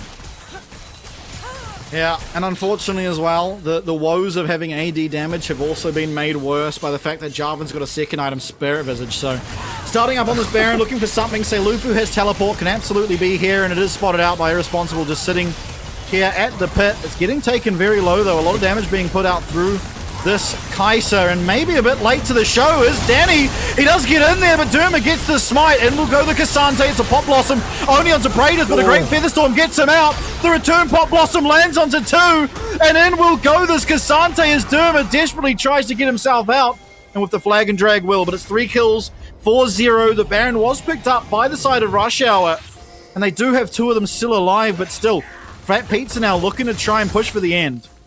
Yeah, and it's certainly possible. I mean, Violet attempted to play that team fight, but the flash forward, so aggressive from Praetor, but destroying him, bursting him down like immediately. And here will come the end. Are they going to end, Bastion? Yeah, there's no minions, so the Baron has very little effect right now. The shields are absolutely massive. Nexus towers are getting taken out. A great Zhonya's coming through from Danny. Derma's taken out. Nexus tower number 1 will fall, but the respawns are coming through. Mighty Bulldog trying to find the CC, and Violet to the backline. That's 1. Can he find a second? No, he's stunned up, and he is taken out, but life is so low here on the side of fatpizza, and they're going to have to try and leave. This Cassante might just become the sacrificial lamb, as he has taken a whole hell of a lot of damage and will go down, defended for now, but base well and truly broken. What a crazy team fight there. Violet is fighting for every inch and every mile. I mean, it looks okay, but look how much little health that Talia is on. But it's perfect for the pickings. Violet certainly thinking, coming in, picking that kill up, picking up the second onto Praetor there, and going down for his troubles. It's a good kill, and that certainly looked good in terms of team fights. There is still certainly a chance for Rush Hour to get back in this game, even though you're down 1 Nexus turret at least. It will respawn, but still, I mean, it is just 1 team fight loss away from losing here, and Violet really having to play to perfection to try and win this one. Teleport coming through, trying to get set up around what could be the Dragon Soul here for fatpizza. We'll see if they choose to fight it. It looks like they will. Praetor, no flash at the moment, does have that ultimate, but Violet with his flash in the back pocket does have some potential for playmaking here in this one. If they can find an avenue onto that backline, if he can find his way onto this Xayah, there is an avenue in. You see him just waiting in the wings, trying to find yeah. a way to the backline. Ornhorn coming through. What does it connect on? Just the one, and it's going to be onto Danny. A lot of damage onto this Cassante. Pop Blossom onto 2, but he's taken out immediately. Cataclysm's there. Violet trying to find the damage. Will get 1. Praedyth not able to land that loot, but everyone falling. Now he's found his time to strike. He gets himself 1. Shinky low. Praedyth even lower. And it looks like maybe the Cassante can salvage it. It's 1, but it's a triple kill for Violet. Dragon still to be taken and only a Cassante to defend. It will be the Dragon Soul not being taken, being denied even by Rush Hour. Wow, I mean, the fact that we can turn this around so much, maybe just those little Orn upgrades was enough to switch it, but it was so beautifully, so much patience from Violet there. We can watch the patience. I mean, she had to staying that Kai'Sa perfectly tethering at that end line, and the Orn ult practically wasted just on the Cassante. But the Cataclysm provides so much space to move around and stay safe that Praedyth pulls back those feathers a little bit early, and look how much damage is put out here from Violet. Yes, you still have that Cassante trading, but the team fight has already gone so well in your way for Rush Hour. Absolutely. What an absolute nail-biter. Keep in mind, everyone, at 17 minutes, this was a 10k gold advantage to fatpizza. We're now at 30 with a dead-even game, essentially. 2k at this stage of the game is almost nothing. Frankly absurd, but do you know what the most important is? One team fight really does decide this game, and Kai'Sa's picked up the GA. Violet has a huge gold lead, and there's no real chance that Praedyth will be in before this next team fight. There really isn't just enough gold on the map. There's no shutdowns to get. And that's going to create a huge difference because now Violet can afford to just Killer Instinct in there and play so aggressive. She has that option absolutely at their availability. And everyone else on Rush Hour has become a decent enough threat. At least there's enough damage and peel put out that Violet has so much potential to play through. Yeah. Yeah, no flash now. No flash now on the Kai'Sa. So you have about 4.5 minutes now. It's more like 3 to try and find a way to lock down this Kai'Sa. And if you do manage to do so, you will almost certainly win this team fight. So just checking, that Silas actually has a Nico ult there, right? Did he steal it from the Nico? From the Nico who's pretending to be a J4, yes. Yes, so he will have Nico ult right now. And the Kai'Sa without flash, that can be really, really threatening. Man, oh man. Make for it. Yeah, I mean, this is frankly absurd how close this game is, considering how much of a stomp it was early game. It really is anyone's game, but all eyes at least are on Violet. I mean, the entire game is on his shoulders on how he plays these future team fights. Absolutely. Unfortunately, just still no one on the side of Rush Hour really able to assist Violet in terms of doing that damage just now. I mean, finally, we have picked up the Void Staff on the Syndra, so a little bit more damage. I think Crippling generally outperforming on these control mages these days. Just, you actually end up doing more damage having less pen and more cooldown reduction, but nonetheless, it is still going to be some pen against this very heavily magic damage, magic resistant. Oh, Cassante, Praedyth dropping ultimate. It is a trade! The knockup's there! And down will go that Talia! Bulldog finds the double! Can Violet find a way into the backline? Is half HP! Praedyth's locked down! Seilofu stuck in that Cataclysm! Dermot going into GA! That's a double kill! Only Praedyth left, the namesake, the captain of the team! Somehow they've thrown a 10k gold advantage, and it's Rush Hour marching down mid to end. Flash forward, he does have the flash to answer, does get the lockdown. Death timers, 20 seconds on this Karma, 20 seconds on the Talia, but enough in the tank here for Rush Hour. They're going to march down mid lane, and this should be game 2, leading to Rush Hour being 2-0 up. Frankly, absurd turnaround. I mean, it was so deep from Praedyth to step up there, and yes, you had that Featherstorm, but you're wasting it so early. Can they end here? The knock-up. Oh my god. Violet, 1 HP. Praedyth's trying to find it. Yes, he gets the GA! And Praedyth, he somehow found 2! One of Blackley's knocked out! And the game will not end! This is absurd! What is going on? How is it still in this game? It is frankly absurd that neither team has been able to end yet. They are both sticking on for all they're worth, like an old poster on a wall here. Look at this team fight. So far forward from Praedyth, and that Talia getting caught out by the scatter the weak of that Syndra. Look at this backup now that Violet is in the fight. But it's frankly absurd that Praedyth does get out, even through both flashes, and keeps this game alive. Praedyth, 1 HP, he gets the GA, and all of a sudden there's no damage left to deal with him. Ornn does take him out, admittedly, but then an Ornn alone against 3 people, even though they don't do a lot of damage to him, he doesn't do a lot of damage to them either. Does end up falling. I mean, this is just frankly absurd. The fact that all of this stems, Bastion, from a 10k gold lead. They took Baron. They took Baron as well during that time. And it's time for a soul fight. Keep in mind, Nexus wide open for fatpizza. If there's a way for them to just give over soul and take the end, they can look for it. But with the Baron minions, mid lane priority should be able to be picked up, but they're not looking for it. They're completely ignoring the mid lane. Yeah, Danny takes a lot of damage. Violet looking, but it is going to be the soul. Oh, down goes the Jarvan, and will go the Nico. But Praedyth untouched. Violet finds his way in the back line, but Violet's locked down. That's going to be 3 quick kills, and Praedyth trying to navigate this fight does get stunned, but he does not go down. And it's only the Ornn left standing. Can they finally do it? I would suggest yes, but it's not over yet. It's looked over so many times. This battle will go on for an eternity, but Cassante actually misses the W, so Ornn will live. Oh my god.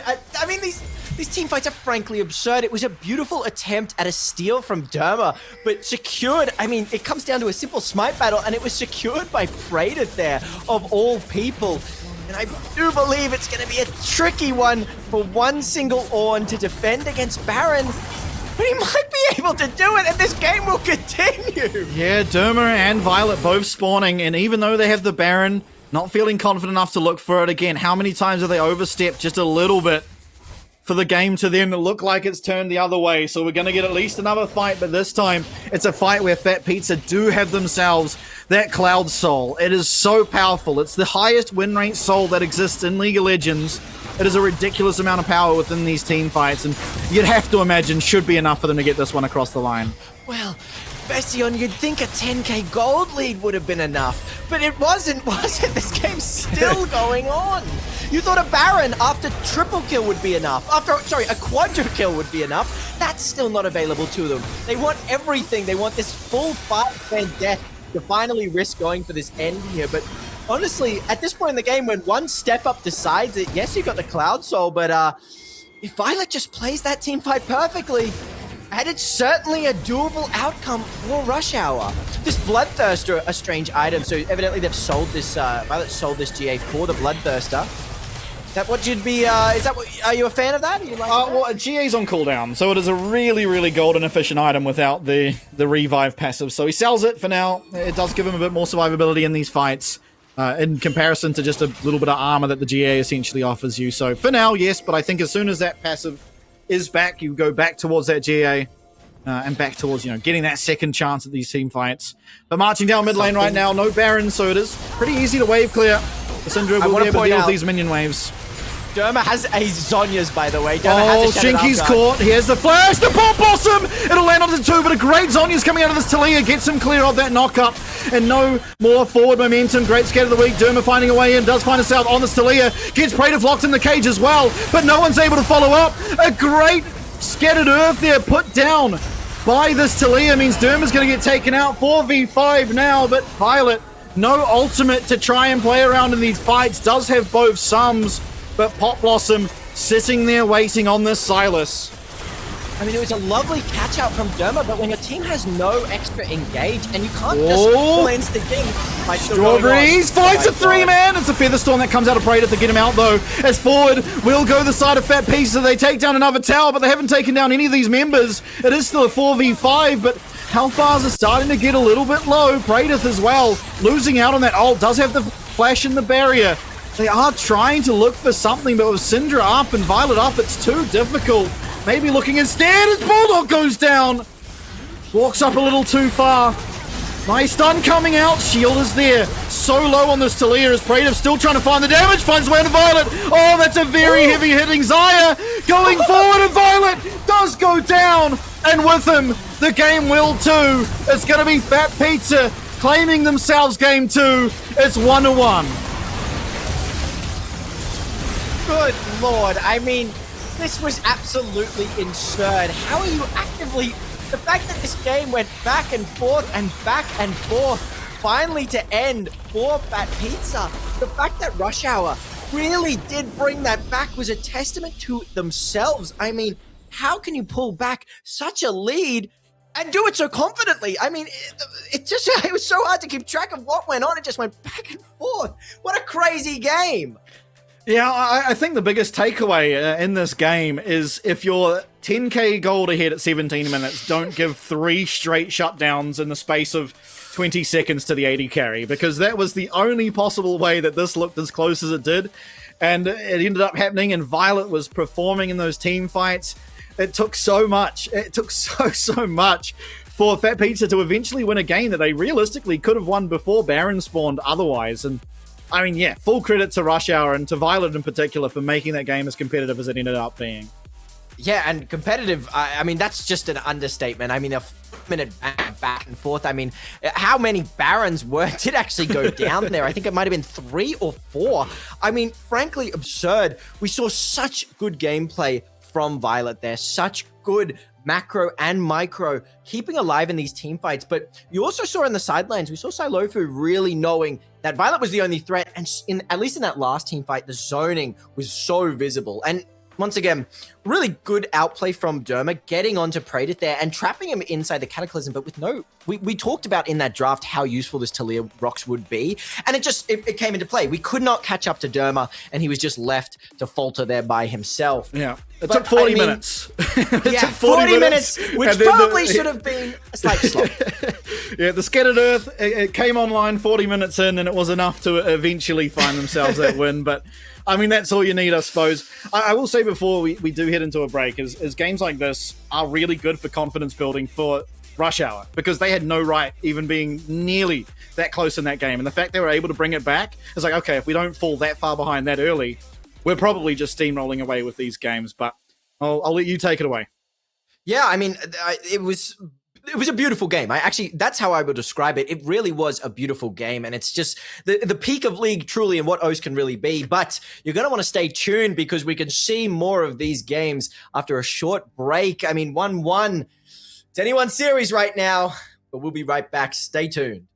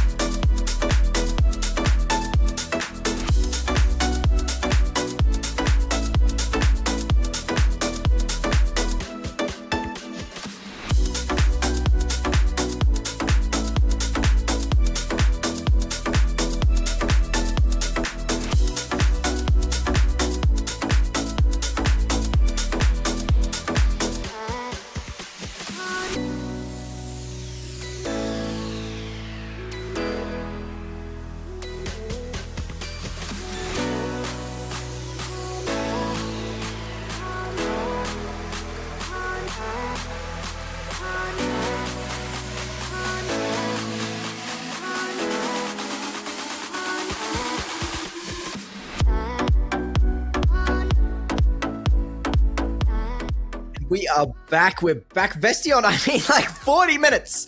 40 minutes of a masterpiece. It truly was. Takeaways for that game. What were you thinking there? Look, I mean, obviously, I said it before the break, is probably don't want to give over 3,000 gold to Kai'Sa randomly in a play that doesn't need to happen. But I think more importantly than that is it truly shows the grit and determination of this region. It's like, how many other regions do you see that far behind at 17 minutes in the first place, to be fair? But then also be able to almost bring it back. It's, it's so beautiful to watch. It really is. That's how I would describe it. And I have to ask then, I mean, it sucks because there's an obvious person who the MVP belongs to, but we can't give it to them, unfortunately. But who would you give the MVP at least for over on the side of fatpizza here? I think there's 3 arguments to be made. I think there's a really good argument for Irreplaceable. I can't remember. I need his name on my screen. I think him on the Cassante was doing a really good job of Irresponsible. That's it. Of doing a really good job of actually trying to keep Violet from just completely opening up when he did, as well as, I mean, there's obviously Seilofu, who performed phenomenally on the Silas, and I think actually Shinky, who it's hard to shine when you're on these enchanters, but was doing an immaculate job of actually protecting Praedyth, especially when it came to the very end of that game, where it really did become one of those games where it came down to which AD carry could output the most damage. And I think his shields and the movement speed that come along with it did do a lot. And he was always positioned very, very well. There was no one time where you're like, oh, Shinky just randomly got caught, right? It was never him. Yeah. So it's really hard for me to decide between the 3, but I think just out of the overall plays that happened, it's probably Seilofu, getting that solo kill onto Violet in the bot lane and the likes, I think gets him that vote from me. Yeah, I mean, we did see something, and that karma pick is so hard to witness it taking effect. But there were so many times when we'd pan over to Praedyth and he'd be running away with that extra bit of movement speed or on a 1 health, just because of that shielding. So I think Shinky played such a huge role, but I might personally have to give it to Seilofu. I think some of those engages, some of just the counterplays, there was not just that solo bot lane, but there was a solo mid lane as well, getting complex behind, because we did start to see that Syndra really come online. That catch out on the Talia in that sort of semi-final team fight could have did twist and turn that game around even more so. And if that Syndra came online a little bit earlier, who knows how that game would have gone, because we barely did. But we'll get into game 3 right now, drafting. I mean, we've already had some crazy one and even more picks. This is the first time Fearless has, this is the first time for this team that Fearless has gone to the second game. These picks are drying up quick. Yeah, absolutely. There's 20 champions removed before the game even kicks off, and we're going to see another 6 before any picks come through as well. So, I mean, the Aurelia is already given to be taken away, and we'll see what else follows alongside it. The Azir's been a staple of Rush Hour's bans, so we'll see if they stay alongside that one. And then from there, I mean, it's kind of anyone's guess in my mind.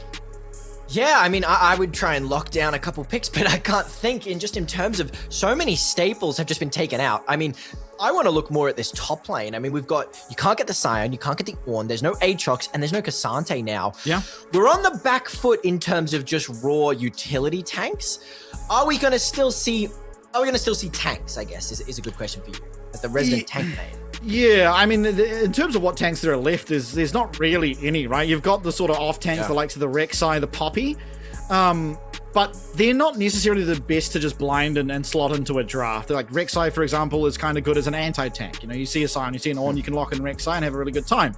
Poppy as well is like, she's got a really strong lane phase, but her lane phase, as long as you're not inting to her, can kind of be made up for by the fact she's not the strongest team fighter outside of hitting a big ult. So we'll see. I'm not sure what we look towards. I mean, Strawberries has shown the Camille already this tournament. Not sure who that was against, kind of forgot. There's the likes of those. I know Irresponsible does like his carry picks. Arya's up here. That'll be taken for Seilofu to kick things off. I really like the Ari pick first. I mean, it can be counted, but it sort of decides how the rest of this team comp is going to go. And I think fatpizza is going to pick for more of a mobility based comp. It's a shame you've got that Azir and that Ambessa band and that Vi band as well, but I still think we're going to follow up a lot of mobility for fatpizza. Wow. Okay, going to this other side here. Yeah, I mean, it's a fairly weak beginning to the draft, and the reason I say that is assuming We see Danny go towards another sort of aggressive bruiser in the jungle. This Mel is not very good at skirmishing. The Sejuani can be good at skirmishing, but only when paired with these melee laners. And obviously, when you're seeing the Mel, it's not that great to pair alongside the Sejuani until later on in the game where, okay, you've locked someone down and Mel will just one-shot them, but that doesn't really happen for quite a while. Lucian Milio in the bot lane here for Praedyth and Shinky. I mean, Praedyth, for my money, possibly the best Lucian we have on the server, so that's going to be very exciting to watch. Absolutely, and you're getting so much breathing room with this given Milio. So and there's your Camille that you were talking about. This is going to be good to lock down this high mobility comp. You're going to need that ultimate, and it's going to be the perfect tool to catch out a dashing Ahri or Lucian. I do agree, though, in terms of the Sejuani, you are looking for more of a melee focused. What are we looking for in terms of support from Rush Hour here? You want more shutdown, more lockdown? Yeah, I mean, I think you're in a weird situation because I think when you have the Sejuani, you like to pair with these melee champs, something that can also, alongside you, lock things down. She's not a champ that functions particularly well with enchanters, and so you're not really looking for an enchanter, but when you do that, you're against a Milio, who sucks against ranged champions and is good against these melee engaged champions. So it's kind of it almost feels like a catch-22 situation where you kind of want one thing, but you're like in terms of for your lane, but it's not going to be the best in terms of the overall team comp. Quickly on the bans, so the Renekton Jack's a good ban for the Camille. However, I talked about the Poppy before. This game is looking like a really good Poppy game so far against the Camille. It's a really good matchup. It's also good against the Sejuani, who, if she's having to use Q to dodge your ult, is kind of half the battle, because then she really does struggle to get into these team fights after that. Violet on the Zeri. Yeah, no Lulu to pair with it. So do we see the Lulu, one mighty Bulldog, 3 Yuumi? Oh, that could be really crazy as we do get the lock-in. There's your Poppy, Bastion, just like you predicted, right on cue. Yeah, really good matchup into the Camille. It's very dominant in that lane phase. We'll see what he builds. There's some people that go for the likes of the Sundered Sky first. There's some people that just go straight pure tank. I think this game you probably can just go pure tank. You've got a lot of damage on your side, especially with this Pantheon now coming through. And there is the Yuumi. So, I mean... There's the Yuumi. Yeah, I have to... Wow, these are some cracked comps. These are some crazy comps here. They are. I mean, Who are you picking here? I have to pick Fat Pizza, but mainly because, like, how do you fight anything early as Rush Hour? You have a Mel who like is very weak at the skirmishing. You have a Zeri who is also very weak at skirmishing, and like, of course, if you get to 40 minutes like last game, there's very little that deal with the Yuumi Zeri, but you almost don't have to worry about it because your team is so steamrolly that you shouldn't actually have to worry about being in a game for that long. Yeah, and I guess we'll see if they can make those long games possible as we get into the next game. I mean, it's certainly doable. I like you've got a lot of deep push on the side of Rush Hour, and they can survive long enough. But as we've seen, where either side just gets a lead and starts snowballing, it is certainly more suited for Fat Pizza, without a doubt. Yeah, it's going to be very difficult. I mean, yeah, you've kind of just drafted yourself a whole range of losing lanes. Charm comes out, and unfortunately, because of that shield, you run really, really fast into the chain. So that's First Blood going over. It's picked up there by Irresponsible in that top lane. And it does mean an even harder time for this Camille, as this Poppy will be able to start what I imagine will end up being a cloth armor. There it is. We can see last game. All right. A little bit of last game. We can see a similar bit of a revenge there. Just a throwback. Revenge there. I mean, that's the thing. Derma got it last time, and now it's gone over to Irresponsible now. Yeah. Maybe foreshadowing is what we were trying to be showing there from production. Bit of a helping hand here. I play a lot of Pantheon top. I've never received any, or Pantheon jungle. I've never received any help from my top laner, but look at that team coordination coming out. Yeah, that might have been the first leash I've seen in about 2 seasons, actually.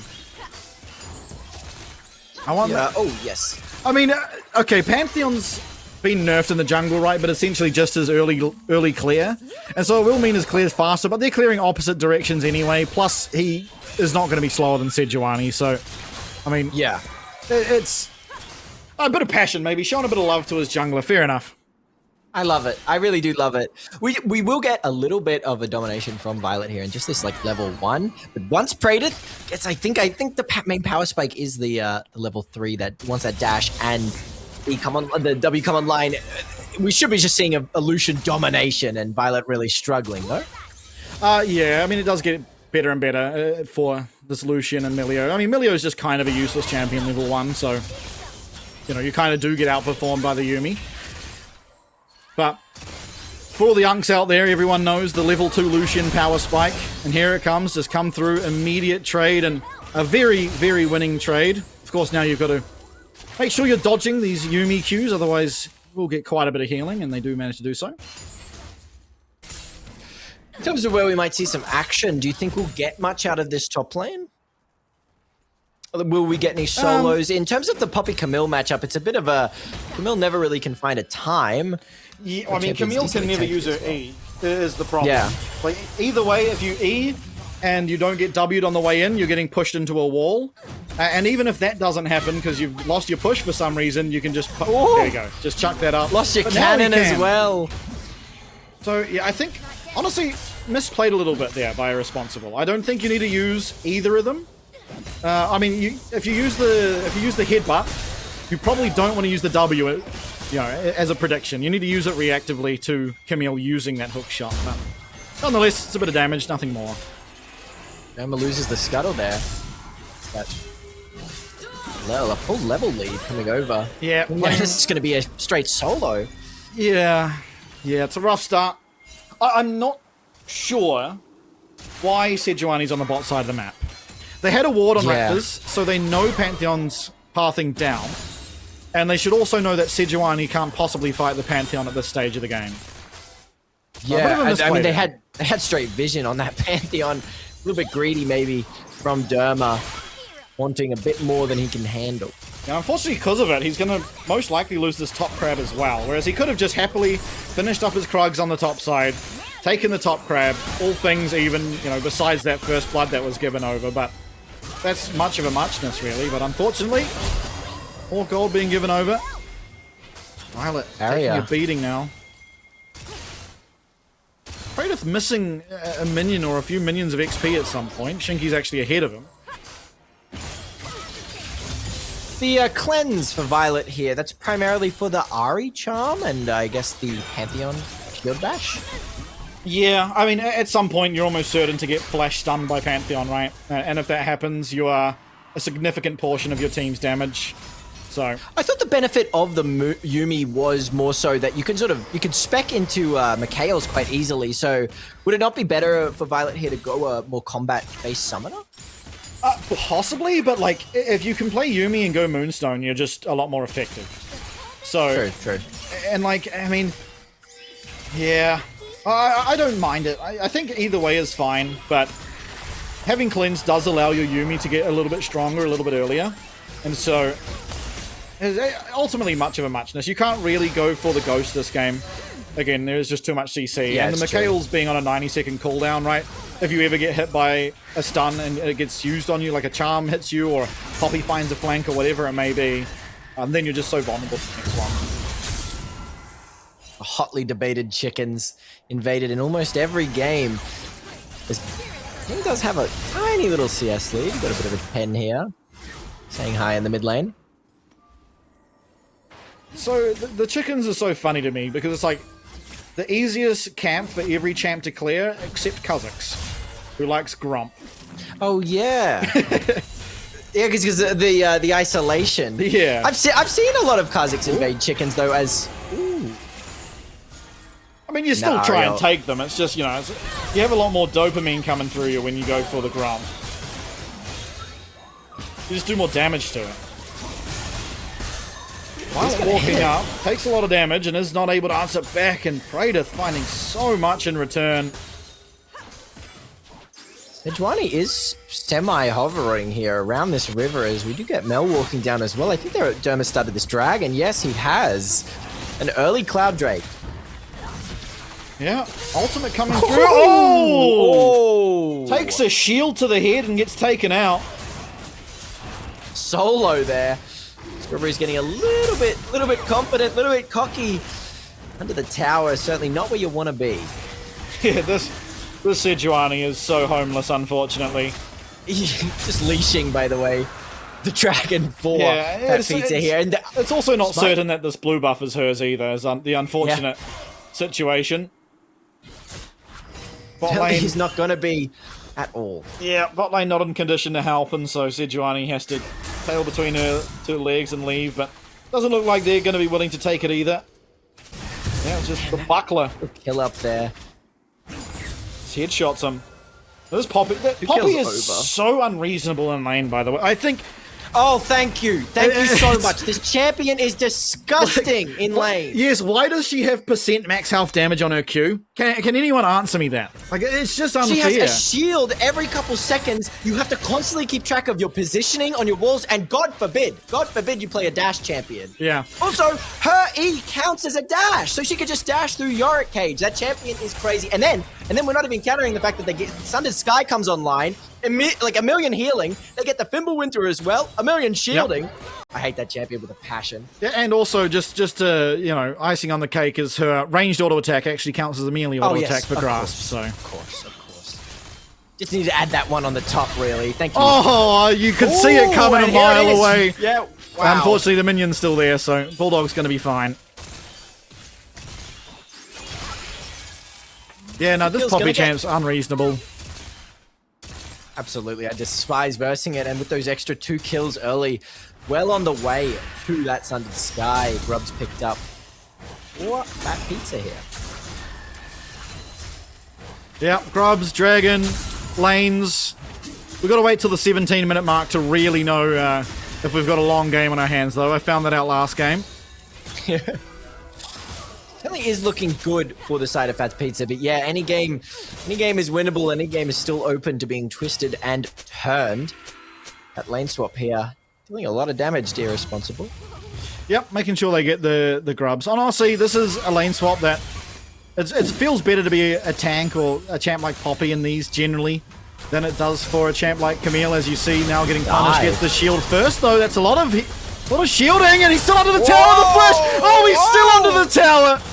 Oh, avert your eyes from the top lane as Strawberries just goes nuts. Gets himself one, trying to keep that minion wave away from the tower. Oh, and it's a disaster. Oh, no. Wow, I mean, an absolute disaster on both sides of the map here. Rush Hour is completely back online and very happy because, I mean, this went so badly, so much damage blocked by their invulnerability, pushing away Praetor. And there's just a really rough flash dashing forward, but that E does not block tower shots anymore. Oh dear. Yeah, there was exactly one corner of that Camille ult that he needed to go to, and unfortunately he tried to flash to it, hit a wall and bounced back, so. Yeah. I've done that so many times. It's really hard to, in the heat of the moment, that Camille feels like it lasts forever. Yeah, it does. And certainly felt like that for in there. Oh, Complex, gonna flash away, doesn't get that shield off. Classic combo. Yeah, dealt with very swiftly. And this is the pain of picking these immobile champs in the mid lane, and to what the jungle pool has been, at least the entirety of this year, is you are just so vulnerable. I mean, we've seen that throughout this tournament. At the start of the tournament, we got so many Mel picks and such strong domination. And it seems like all the teams became quite aware of that and switched to, the moment they see a Mel, they do pick this Pantheon Ahri combo. I mean, this is, I believe, the 3rd time that we've seen it. And yeah, any time that the Mel walks up, oversteps even just a touch, you get that Grand Starfall, you get the engage from the Ahri, and there's absolutely nothing you can do because there's too much you have to rebuttal. Absolutely. I mean, in terms of CS, everyone on Rush Hour is doing perfectly okay. Camille is expected to be a little bit behind the Poppy, especially after giving over that first blood, but has remained very even. Mal even quite substantially far ahead. But yeah, I think it's sort of the nature of, you know, not every jungler plays every champ, but if your jungler can play just what is the meta champs at the moment, it's very difficult to get a good Mal game in, and we saw this kind of at Worlds, although Mal wasn't picked that much, but it kind of came out in games where these really scary ganking junglers had already been removed from the pool, you know, sort of in the games 3 to what is it, game 5 was kind of when you'd start to see them. But I mean, here in this game, we haven't really had the match of, okay, game 1, we're going to handshake Xin Zhao into Pantheon, and then the next game is going to be Wukong into Jarvan. You know, we haven't had that, and so there is just a disproportionate amount of these ganking junglers still remaining. Praedyth going very far up, has to flash away, does still have that Melee ult, will use it. Violet getting low, but is being healed up by that Yuumi, and there's no damage left to come through, although Praedyth looking to turn it. Unattached will become this Yuumi as a teleport also coming through. This is going to be irresponsible, trying to make his way in the fight. Praedyth outputting so much damage to flash forward. Oh, straight into the wall, and down goes Derma. Violet! Oh, Pantheon has just absolutely headshot that guy. As all the CC in the world, it will be Bulldog picking up one as the mid laners decide, fine, I'll turn up to the fight as well. Praedyth kiting like it best he can, gets himself one, will go down eventually, but what a fight out of the AD carry from fatpizza, and that's why he's known as one of the best AD carries we've ever had. And I mean, he showed it there. Absolutely every micro movement played so perfectly. You trade with your life, but you turn it around. I mean, it's a beautiful gank from Derma. Praedyth stepping up a little bit too far. Doesn't matter. You have that Milio cleanse, and then every single auto is calculated so perfectly. You're not going to even risk it here. But the turn is here the moment King gets. And Derma's just not tanky enough. He gets rinsed, absolutely rinsed. And with this Essence Reaver, you're putting out so much damage that flash forward, you don't even get the ting of the Heartsteel. Oh. And I just think the King taking Zeri down as well as the icing on the cake. Stroking surviving almost enough, but the Yuumi Q collecting him in the end. And yes, we do get Praedyth, but at what cost? We traded him down, but at what cost? Yuumi auto? How did Camille... Oh no, it was Yuumi that got it. Honestly... Yuumi, yeah, and the Summon Airy. Yeah, Bulldog picking up 2 of those kills in the heat of that as that Yuumi is good. In fact, they ended up getting those kills, but unfortunately, it's definitely not the member of the team you'd want them on. Not to say that Yuumi doesn't scale with items, but getting them onto Violet or someone like that is a lot more impactful, as Violet does have that crash down, going aggressive, does get kicked in the head there by Neymar, as down will go 1 kill. There is the Malult, it is enough to take down Seilofu, but in will go Danny. Oh, he's blocking all the damage. Praedyth can't get over the wall though, and Violet is completely unleashed. He's gone forward, double kill, but it is answered back as Shinky on the Melio desperately running for the hills, and will, with the blast cone, get himself out. Oh my god, it's just a repeat of last game. It's back forth. There's now that aggressiveness from Violet to flash forward there. You get a glimpse, a future vision of what this Zeri Yuumi could be in the future, and it is a scary reality. It really is. Once she gets those 3 items, we're looking at a rough time for fatpizza. Absolutely. I mean, okay, weird saving grace, and it's not something you often have to think about, but you can actually buy Serpent's Fang on Pantheon, and you can also get Heal Cut on Lucian in this game. So there is ways to somewhat navigate this Yuumi, which aren't always present, especially in, you know, the sort of the highest levels of competition, where quite often you're getting Yuumi Zeri games and games where there isn't one of these sort of lethality okayable jungle champions. So yeah, it can lose a little bit of its pressure from that, but still, I mean, you saw how scary this can be. Yeah, I mean, it's crazy. All of that was done just with a Yuntal. And so, you know, once that IE is complete with such a squishy team compers, look at this dive. Oh, man. Yeah. Not going to be a repeat. Not going to trade like last time. Yeah, that wasn't even close. Didn't even get the chance to press a button. Just gets absolutely annihilated. Is going to look to be traded for this mid lane tower. Seilofu trying to hold on to it, but not really with the pressure to take down Violet, although yes, he finds the charm. That's going to be the ult out of the Yuumi. The crash down's there towards the get the damage. He's healing back to full, but he's ran out of that Yuumi ult. He's trying to dash away, but Seilofu still with that Spirit Rush. Gets himself one, gets himself the charm. You can't reattach now, and will take down the Yuumi as well. It's 2 kills. They got the top tower. All that was answered for Rush Hour was this mid lane tower, which does break open the map, but it's a lot of gold back. Certainly is. I mean, even with these quite, you know, twisting and turning team fights, the gold lead isn't insane. Only about, in reality, a 1k gold lead over to fatpizza. But we have to look at how many objectives they've collected. We do have all 3 grubs, and we do have 2 dragons, and now a Rift Herald on top. stacking that tempo is certainly in favor of King here. Yeah, closer game than last game, though, and we saw how close it could be, so... It's very, the very 17-minute much... mark. Yeah, Not still a 10K competitive goal game. lead. Pizza strength, though, will be secured here for the side of Fat Pizza. And admittedly, I mean, they don't actually have a single... Well, they have one singular pair of upgraded boots and now made it 2. So not actually getting the use out of that upgrade just yet. Will eventually, though, of course. And speaking of 2, the second item on this Lucian, the Navori Quick Blades, is certainly... we've seen Praetor, the moment that he picks this item up, his micro in teamfights, his dashing and movement is picture perfect. It is... on the other game I thought he was scripting on, has forced out ult. Oh. Allegations. I will not take these allegations against Praetor. Listen, it's complete in a glazing way. I mean, some of this movement, it was genuinely just insane. It's crazy how good he is and how comfortable he is on these ADC champions. It is... I mean, still, as this game gets later and later, the Zeri becomes harder and harder to deal with. You don't have the most amount of lockdown for her. Not an insignificant amount by any stretch of the imagination, but you just know a player like Violet can navigate the threats onto him very well.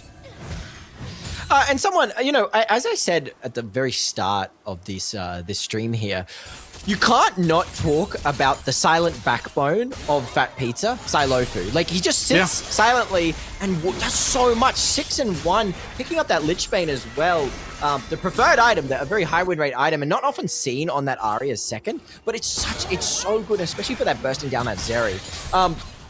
Performing in every one of these teamfights and landing so many charms. Ooh. We see it right here. Flashing away from Mel. Oh, doesn't quite connect on the charm, but still connecting on a lot of damage. Got the heal there out of the Milio as well. Gets himself yet another kill. That's 7 to his name as will be Danny trying to run away. You see Strawberries in the back line, and in will be coming Violet alongside Bulldog. Not able to find more, though.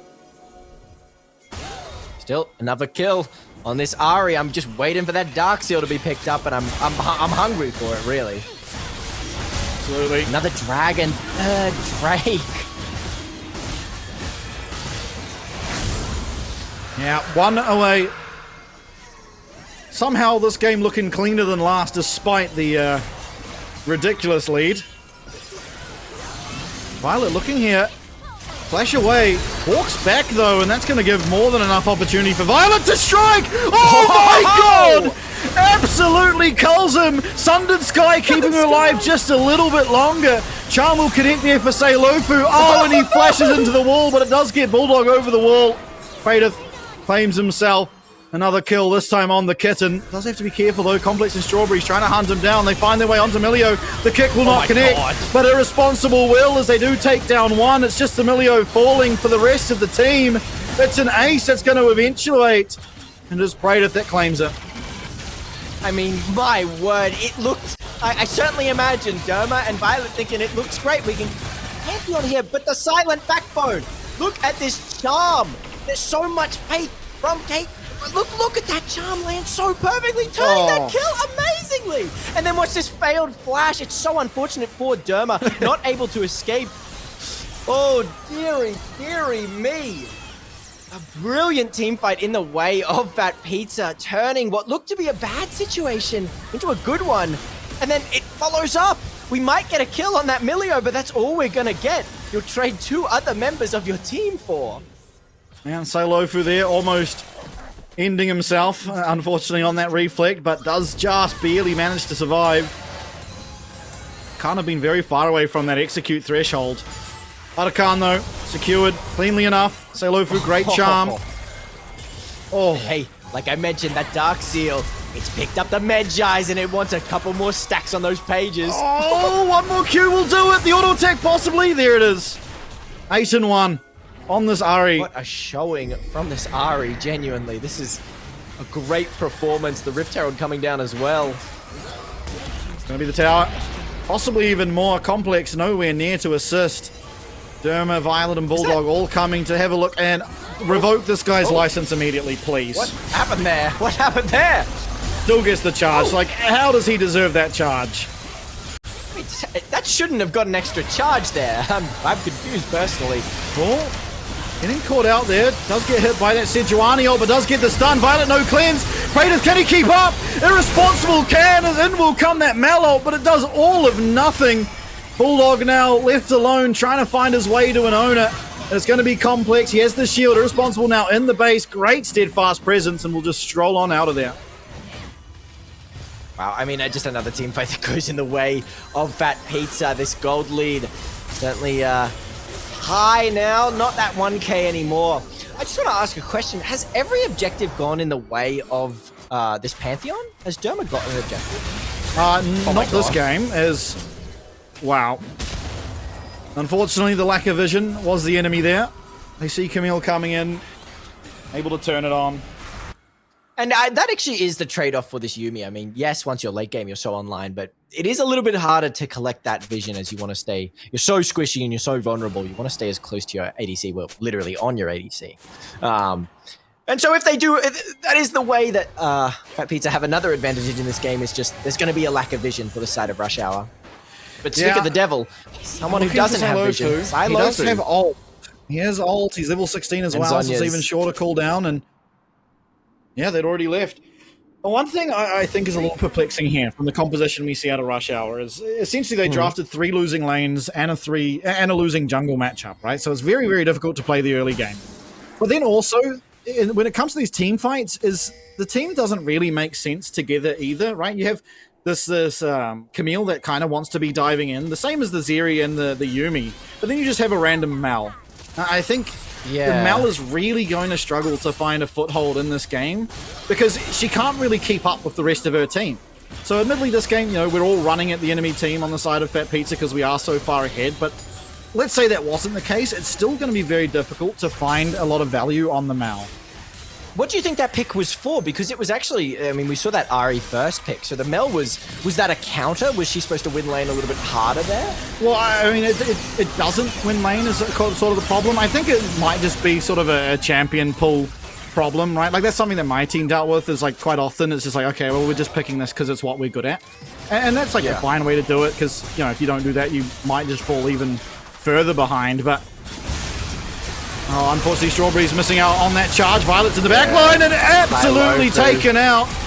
No damage whatsoever left. Complex is going to fall as well. And Dermot on the Sejuani, there is nothing he can do. And this very well might be the end of Game 3. 24-minute Game 3. I mean, Silofu just sitting in that chicken nest, ready to get into the back line. I really comprehend why they chose to go for a full engage with every single member of fatpizza in that mid lane, but it certainly is going to be another game going over to the side of fatpizza here. Yeah, what a game absolutely. 2-1 now. 2-1. fatpizza leading. We've had an absolute stomp in Game 1. What looked like it would be a stomp, but maybe the closest game of the tournament in Game 2, and a stomp in Game 3. So the opposite way is the first game stomp. So it's really anyone's game here, but it is definitely an advantage to fatpizza. It absolutely is. And I mean, we saw Praetor, that Lucian is so beautiful. But I do have to mention, I really want to talk about MVPs here. And mine immediately goes to Silofu. I think he played so well. The charms were catching out at every opportunity. We had that final turn. Maybe we can get this Pantheon. Maybe we can turn around the game. And that turning into a 4-man kill on the side of Rush Hour just spelt disaster and doom. What about you, though, Bastion? Who do you think deserves the MVP for that game? It is absolutely Silofu again. I think it was, I mean, again, as you said, I think that was one of the key moments of this game because actually you look at the goal, it was a pretty close game. It was like 2K. Yeah, which 1K. In these games is a very, very, very close, and it's anyone's game at that point. But as soon as that play happened, it's like, okay, we've just lost absolutely everything. All 5 members died. They got 2 kills, admittedly, but it lost the Arakan. And really from that point on, it was just, there was not a moment where it looked close again. Yeah, I mean, speaking of that Arakan, we got to talk a little bit about jungle pressure. It sort of was visible at the start with that fight around Scuttle. Dermot attempted to contest the Scuttle for seemingly very little reason. I mean, we can't move up while we have a Zeri Yuumi, kind of stuck in mid lane. What was the thinking behind that? Because that just led to a sort of swamp of every objective getting stolen from Dermot. He couldn't contest one. Yeah, I'm honestly not sure. I can't really answer that because he opted to not do his Krugs to go down the bot side to contest the bottom crab, which they didn't really have any right contesting because Arya is just a stronger skirmishing champion than Mal. And I think the only way you can make this Sejuani pick able to skirmish the Pantheon is if you have something like that Silas, which is removed from Fearless, or the Akali in the mid lane, where your mid lane skirmisher is just so much more powerful than their mage. But unfortunately, he didn't have that, and so there was no real way for him to ever contest that. So I think it was just a misjudgment on the situation.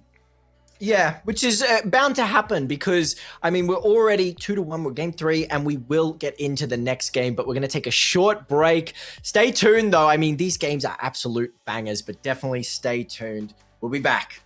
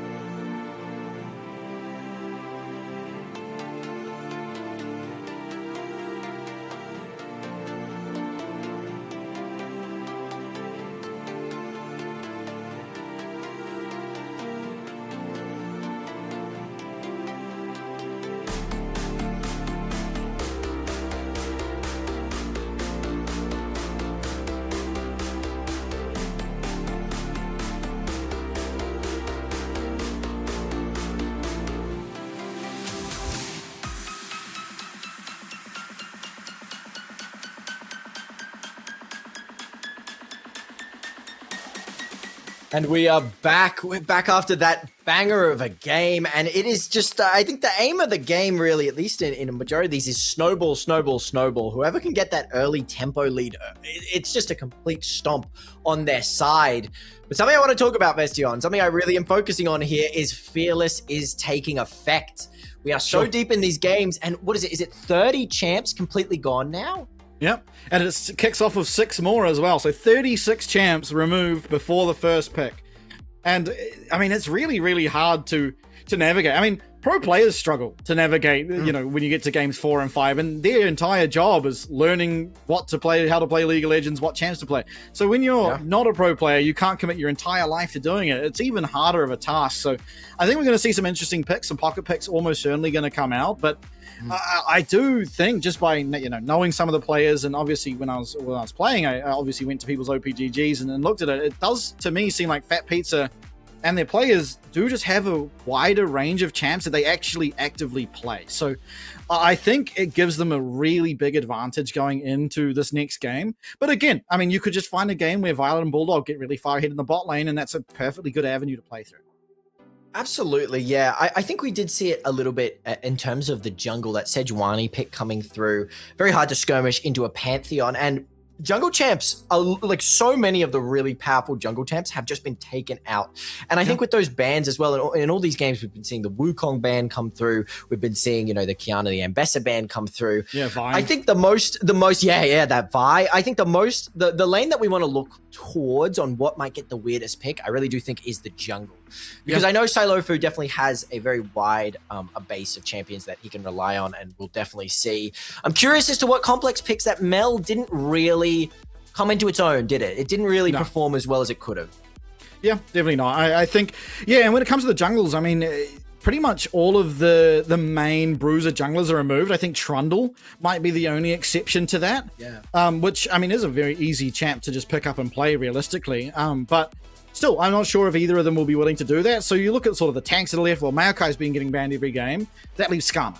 So it's like, do either of these players pick the Skarner? Because it is a very strong champion if you can play it, but it isn't like the Sejuani where you can just pick it and sort of the abilities work themselves out, right? It is actually, it's got some mechanics to it, the Skarner. Like, it's not as intuitive, I suppose is the best word to use. So it'll be interesting to see. Again, I think some pocket picks are almost certainly going to come out here in the jungle, and that will be very interesting because I think jungle controls so much of how these games have been playing. I agree completely. And so another lane that I think I do want to take a quick look at is top lane. I mean, we mentioned in that last game how weird it was that not weird, but how interesting it was that all the tanks were banned. And we had to rely on that Poppy pick and the Camille, but now it's even further. We don't have the Poppy and Camille anymore. What are we going to get? Well, let's take a look as we get into this game's draft. Well, I'm excited. I honestly, I have just no idea what to expect now. Again, like, I'm expecting pretty standard stuff in the bot lane. There are so many engaged supports still out that you have to think it's something along the, you know, we still have Nautilus, Raul, Rakan, Leona, like all of the tier 1 support champions that we've seen throughout the last, I want to say 12 months are still there. So there's no real concern when it comes to the supports. The AD carries, of course, you just pick a different AD carry. You just kind of gradually go down and down the tier list. Like this Sivir is still there. And I mean, honestly, you imagine a Sivir last game is probably better than the Zeri, just it comes online a little bit earlier. But, you know, there's still the likes of the Sivir, the Corki's still there. Whatever. There's a lot of champions. We'll get a Caitlyn. I'm hoping we get a Caitlyn, honestly. I really would like to see one of these more mobility-based ADC players on the Caitlyn. That pick is so fun. Oh my god, that would be... Actually, you know what? That actually could really be what we get here as really similar bans. Every single game has just had the same bans. Irelia, Wukong, and then they have Bessa ban on the other side with the Vi. Yeah. So one more ban to come through. I imagine fatpizza just take out the Maokai here again, and on the other side of things, what has Rush Hour been third banning? I kind of forgot. Oh, Azir. So I imagine it's going to be the Azir again. Yeah, there it is. So exactly the same. We've just had the same bans every game. What can you first pick here? I mean, this is going to be a brave first pick nonetheless. I mean, I think you can... Okay, Gragas, so that'll be top. Safe. That'll be top. Irresponsible Gragas player. Again, it's a very safe and blind pickable champ. You can pick. There are picks into the Gragas, right? You can go the Renekton, it's fairly even Could lane, get the and it Yorick. has a lot of impact. And there's the Aurora, so that's probably the best mid laner left. After you already see the Azir banned and all of the other mid laners taken out through Fearless. Yeah, and I think and the Briar to come through. You know, are they lane swapping? Top. I mean, potentially. There's certainly a chance there. A Briar jungle, that would be a big swap. It would mean Derma would have to play top lane. Yeah, I mean, Gragas is pretty easy to play against. It is. So it is. It could also be a Briar top. There's a small chance of it being a Briar top. Unlikely, but in the cases we get the Diana, that could be a Diana mid or Diana jungle. Okay. Oh, a Diana Yasuo with the barrel toss. By the way. Yeah. Oh my god, yes. Yeah, wow. I mean, this is already a team composition that makes sense versus a team with a Briar. Obviously, a very good Briar player, assuming Strawberries is on it. But yeah, wow. Yeah. I mean, you also have fun things like Yasuo windwalling the Briar ult, and I mean, Malphite comes through. Malphite. So that'll be so is it Briar top? No, it'll be Derma. Listen, I think they're gonna. I believe they'll probably lane swap here and have Strawberries in the jungle. But you just leave Derma a little bit. What can you pick for Derma? That must be a Malphite top then, because Derma's not too confident. Put him on the Malphite. We've got a nice comp forming, but fatpizza's comp is just such a classic. I mean, you see it so often. Diana combo with that barrel toss, but Yasar. I would hate to be Malphite into Gragas, to be honest. That is one thing I would not like to be. I think that is obviously Malphite, I mean, as long as you don't die, it's fine. You're still going to have that ult. But it is a very, very annoying lane to try and navigate, where, I mean, Gragas just cannot die to you, and you can die to the Gragas. Yeah, just a lane that we probably won't be looking at. Huge amount. There's that Severe you mentioned. Is open. Will be taken by Violet here. Yeah. Whoa. Bastion? Is it Yasuo AD carry? It might be Yas ADC. Is that Yas ADC? Is that it has Yas to be. ADC? If this is real, if this is Zed support tech, it's finally time to bring it out. Yeah, okay, it's Yasuo AD carry, I guess. Unless it's Zed AD carry, maybe. I'm just gonna wait till we're in game to know. Yeah, I mean, there's no point making any assumptions, because what the hell is going on? The Fearless is getting to these players. Fearless is really cutting these players to their chops. What is going on here? What support do you run? I mean, there's a lot of supports open. There's a lot of supports available. The Braum ban makes a lot more sense now. I'll tell you that for free. Tarek! Holy! These comps are beautiful! Wait, it is Briar top! It is Briar top! Wow. I mean, I don't think Briar can do much into the Gragas either. Absolutely not. Absolutely not.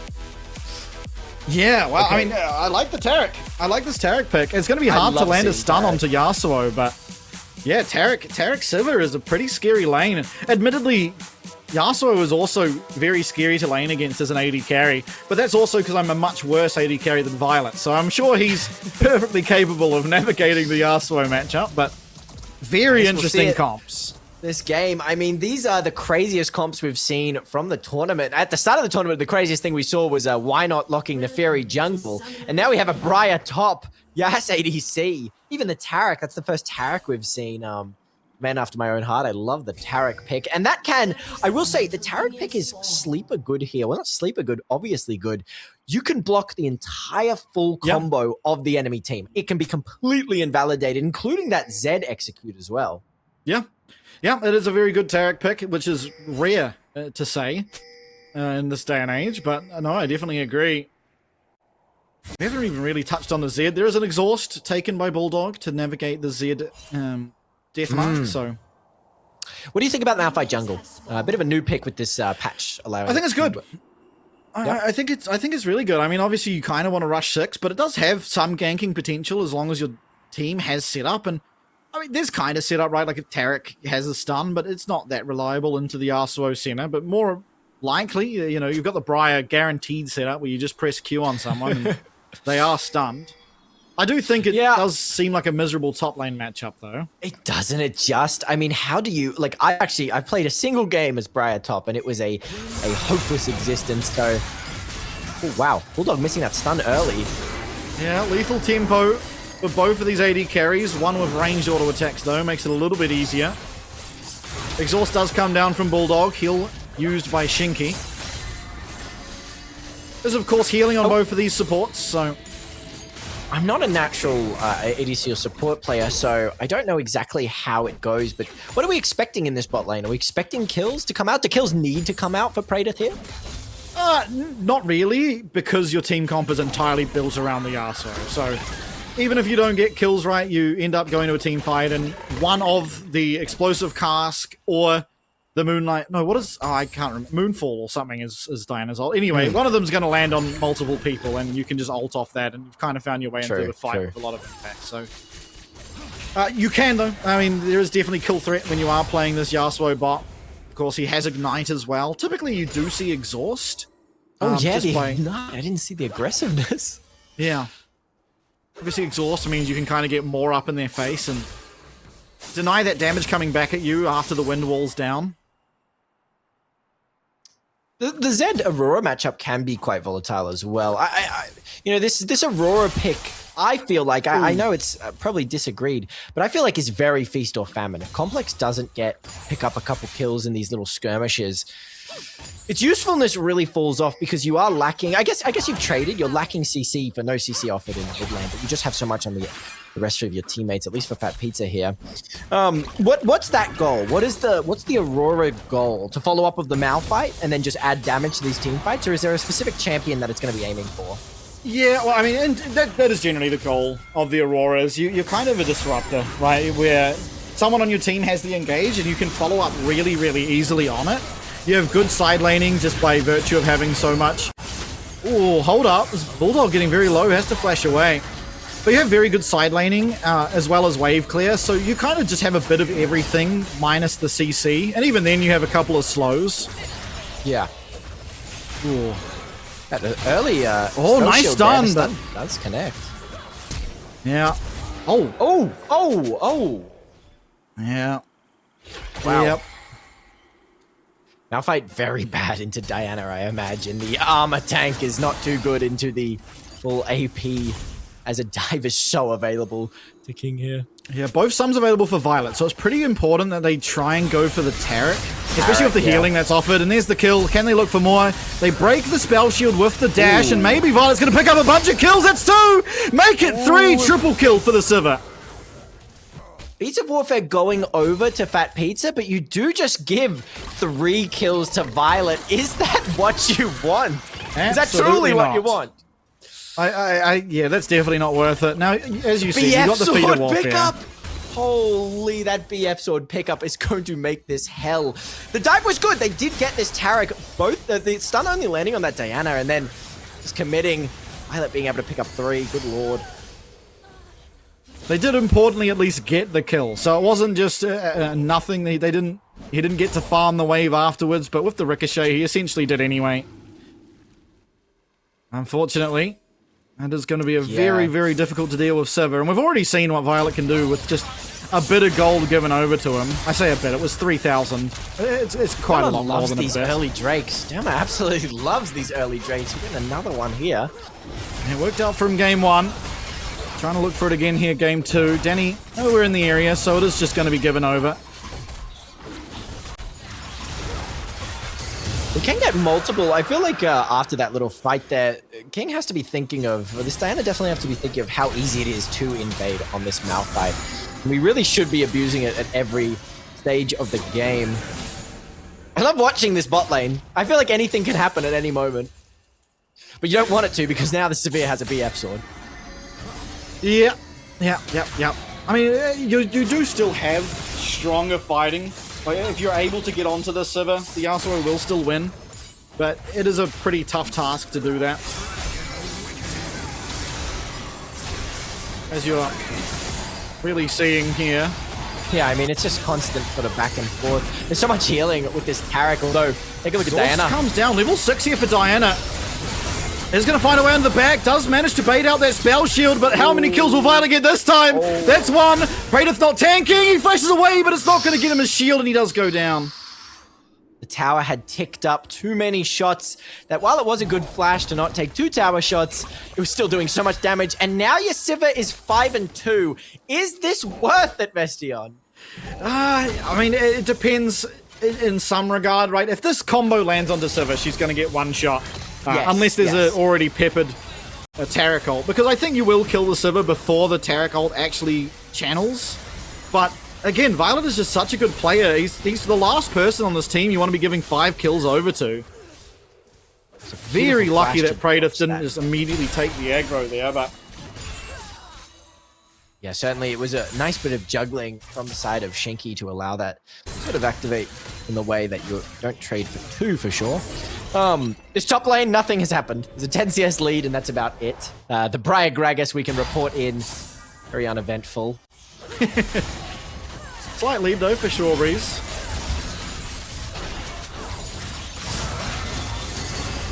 Level 6 now online for both of the bot lane here on Rush Hour. Immediate level 6, Malphite ult comes through, and that's going to be a 2-man knock-up and a 2-man kill.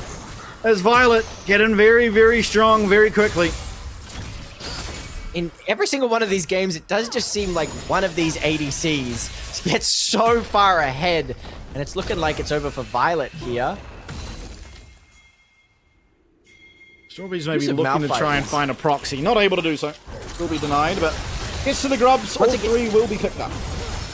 Once again, it's sort of like you are seeing, yeah, okay, we're out of jungle, like, you know, comforting jungle champs for Derma, but we can just put him on this Malphite, and he can make that work so well. No level 6 yet for Praedyth, so I think an inopportune time to find a fight. Falling really far behind in XP. Hopefully level 6 off one of these minions here as he plays aggressively onto Violet. Does still have that spell shield. Surely it's 6 eventually. There we go. Yeah, there we go. Man, that was so delayed. I was just waiting for it, but it felt like it took forever. With not even a huge CS lead onto that Severe there, 61 to 69. Ooh. We have to sort of mention as well the slight lead of Zed onto Aurora. A healthy 20 CS lead. Yeah, we haven't seen them perform in any of these team fights, but they certainly will come in as we enter the mid-game shortly.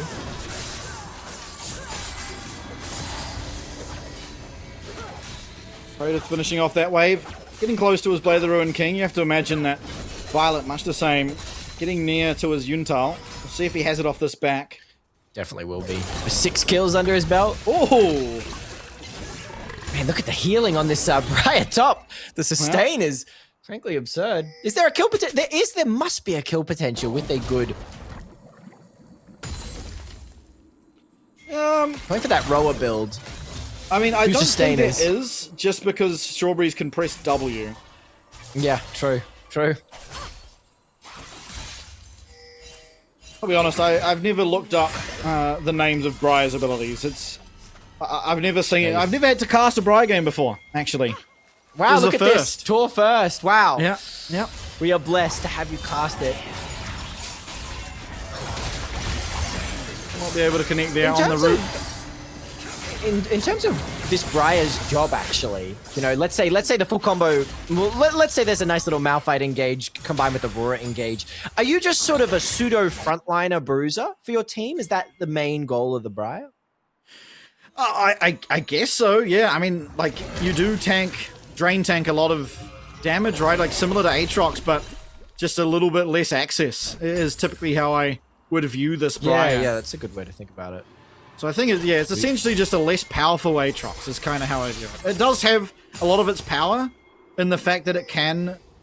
Oh, it does have global presence, right? So typically that's what champions are like. You know, a lot of their power comes through their kit, and part of Briar's kit is the fact she does have a global, and she gets a lot stronger if that global connects. So if you don't connect on it, a considerably weaker champion is the 3-man, and we're seeing this team come to fruition. But here comes the Taric ult. Praedyth trying to play around that wind wall, will not be able to do so. Seilofu's going to go down, and Violet is hammering away at these health bars rather. Gets himself another off the back end. That's going to be the dragon, and everything really going the way of Rush Hour despite such a fantastic setup.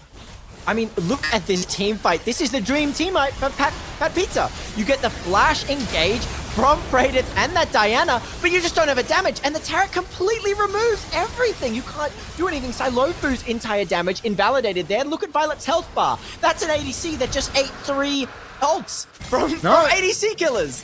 Frankly, absurd how good that Taric is. The Sivir didn't get hit. The Sivir just managed to not get hit by that Diana ult. So everything that came down, none of it landed on the Sivir. And so, wow, yeah, and that's the whole not the way time. you want to go.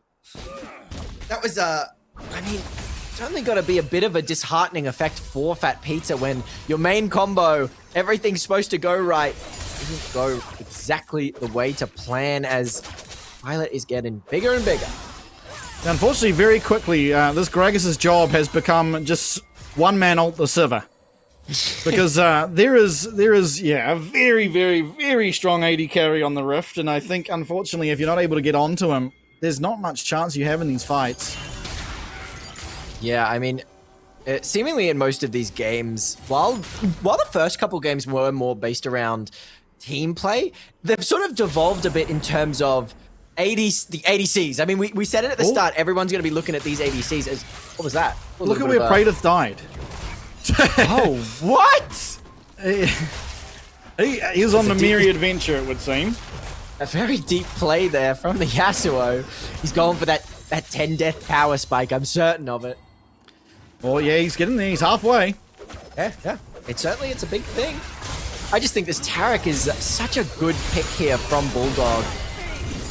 Oh, looking for something. Oh, that's a Flash Malphite ult. Doesn't connect, does get the kill though, so well played. Derma proudly emoting there. Oh, the Gragas what a combo. nice little Everyone combo. knows. We could look for something here, certainly. Yeah, he doesn't have heal cut though, so Strawberries is going to be able to just heal to full, unfortunately. Yep. It's the Briar way. I mean, in terms of the great neutralizer being Gragas, Briar does also seem to just be neutralizing this lane. I mean, it's just nothing happening as much has happened, nothing has happened. Yeah. Yeah, just hitting away at health bars, and I think pretty happy with how the game's going here if you are Strawberries. Absolutely, you don't really need to do much, right? I'm wondering a little bit, in terms of these mid laners, surely they're feeling a little bit of pressure to impact these team fights. We had Zed in that Dragon fight, but, I mean, the death mark was completely taken out by that Taric ult. Need to see some action from the Zed and/or Aurora, certainly, as the ball is rolling. That snowball is rolling, a 3k gold lead. Speak of the Zed, getting soloed by the Taric. Yeah, Bulldog just smashing that guy's head in.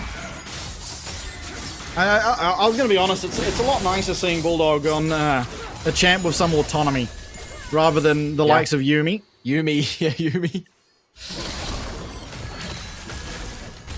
Here we go, a little bit of a bot angle. Yeah, this might be a kill onto Strawberries. Does bait out the W and will almost certainly go down there. That's 550 gold picked up.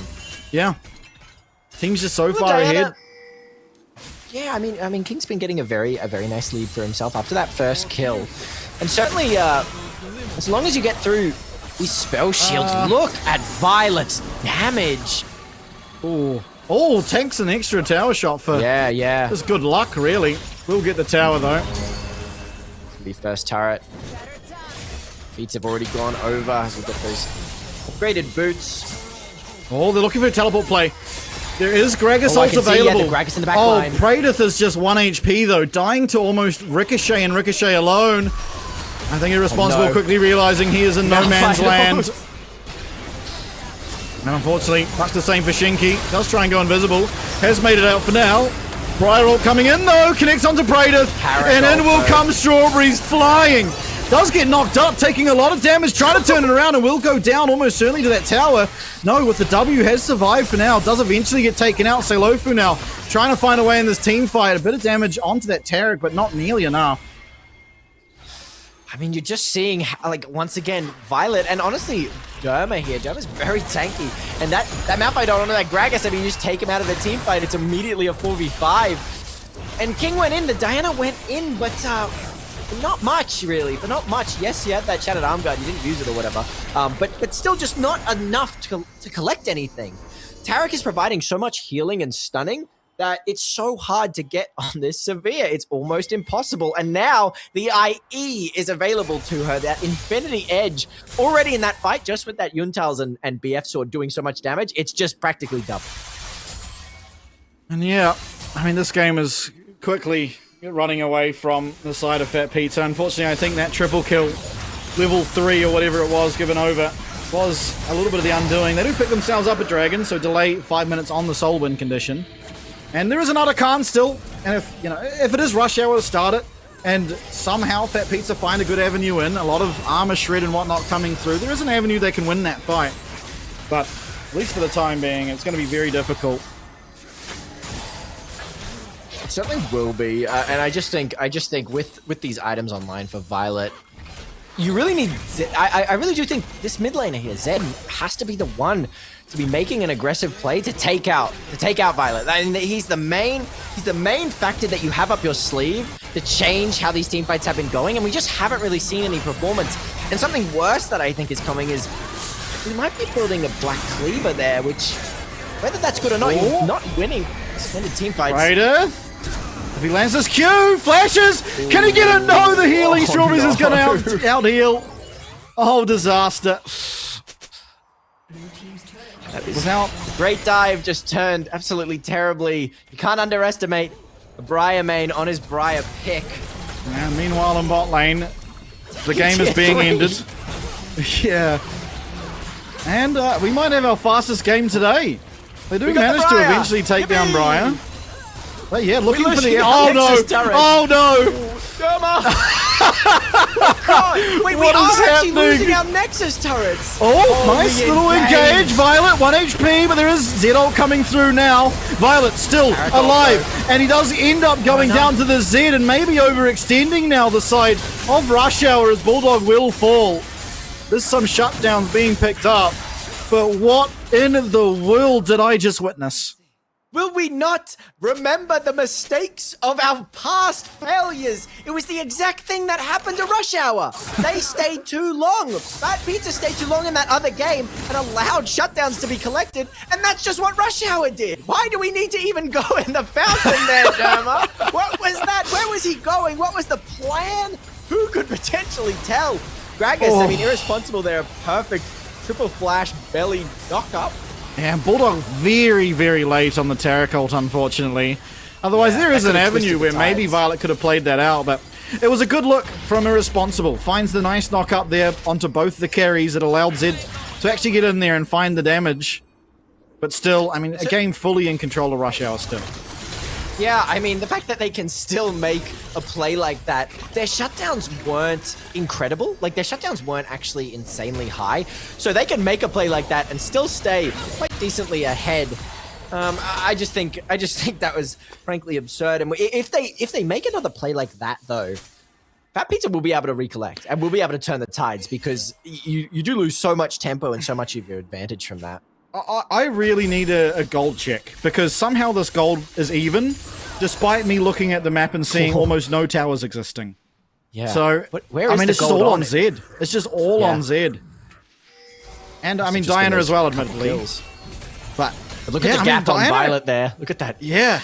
But still, somehow, I mean, Zed and Diana staying essentially even in gold with how ridiculously far ahead you'd think Violet is. And those other team fighting... Complex going in. Nice little dodge from Seilofu. Oh my god, he's somehow managing to make it out. Derma's in there. And somehow they're able to find Danny. They find the knock-up on Violet. He's flashed away and he's down. Oh my god, we've got a game 2 repeat on our hands as Derma does manage to finally track down the Zed, but his entire team died for his sins, and he will be the next to fall as he's all that's left remaining. Slowed up, no ult. Does have flash, will be going down. He does get the kill on the way out too.